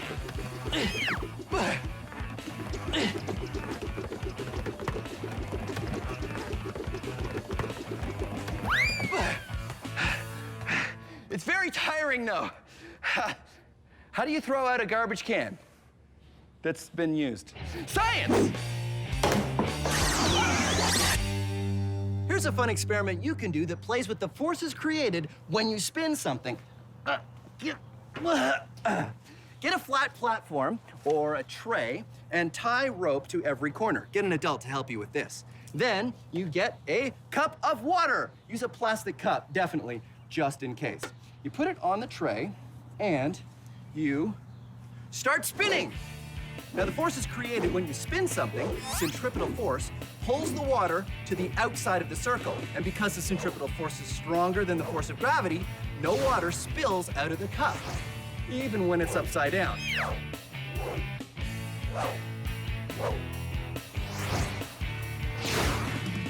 If you slow it down very carefully, you'll see that all the water is still in your cup. Now, I definitely suggest you do this experiment outside, and I definitely suggest you do it with an adult. Because when you get tired, which you will, if you don't stop it carefully, you'll have to explain what you've been doing. Science! Using science to improve my balance has totally worked so far. So now, Sandia, Swapna, and I are trying to figure out how to use the forces created when a wheel spins to help me balance. We need a spinning wheel on one side and one on the other. I've decided to take 2 bikes and remove the handlebars, seats, and front wheels, then cross them over each other and attach them to a backpack. Sandy and Swapna can use the pedals to spin the tires fast, and I will use the gyroscopic force to balance. Or at least, that's the plan. Behold, the gyroscopic stabilization backpack! Stabilization away! I'm excited. Okay, you think it's gonna work? I think so. I'm kind of skeptical. Really? You're skeptical? Why? I don't know. I don't know if you can do it. I don't know if I can do it either, but that's why we do science. Let's see it. Okay, spin me up.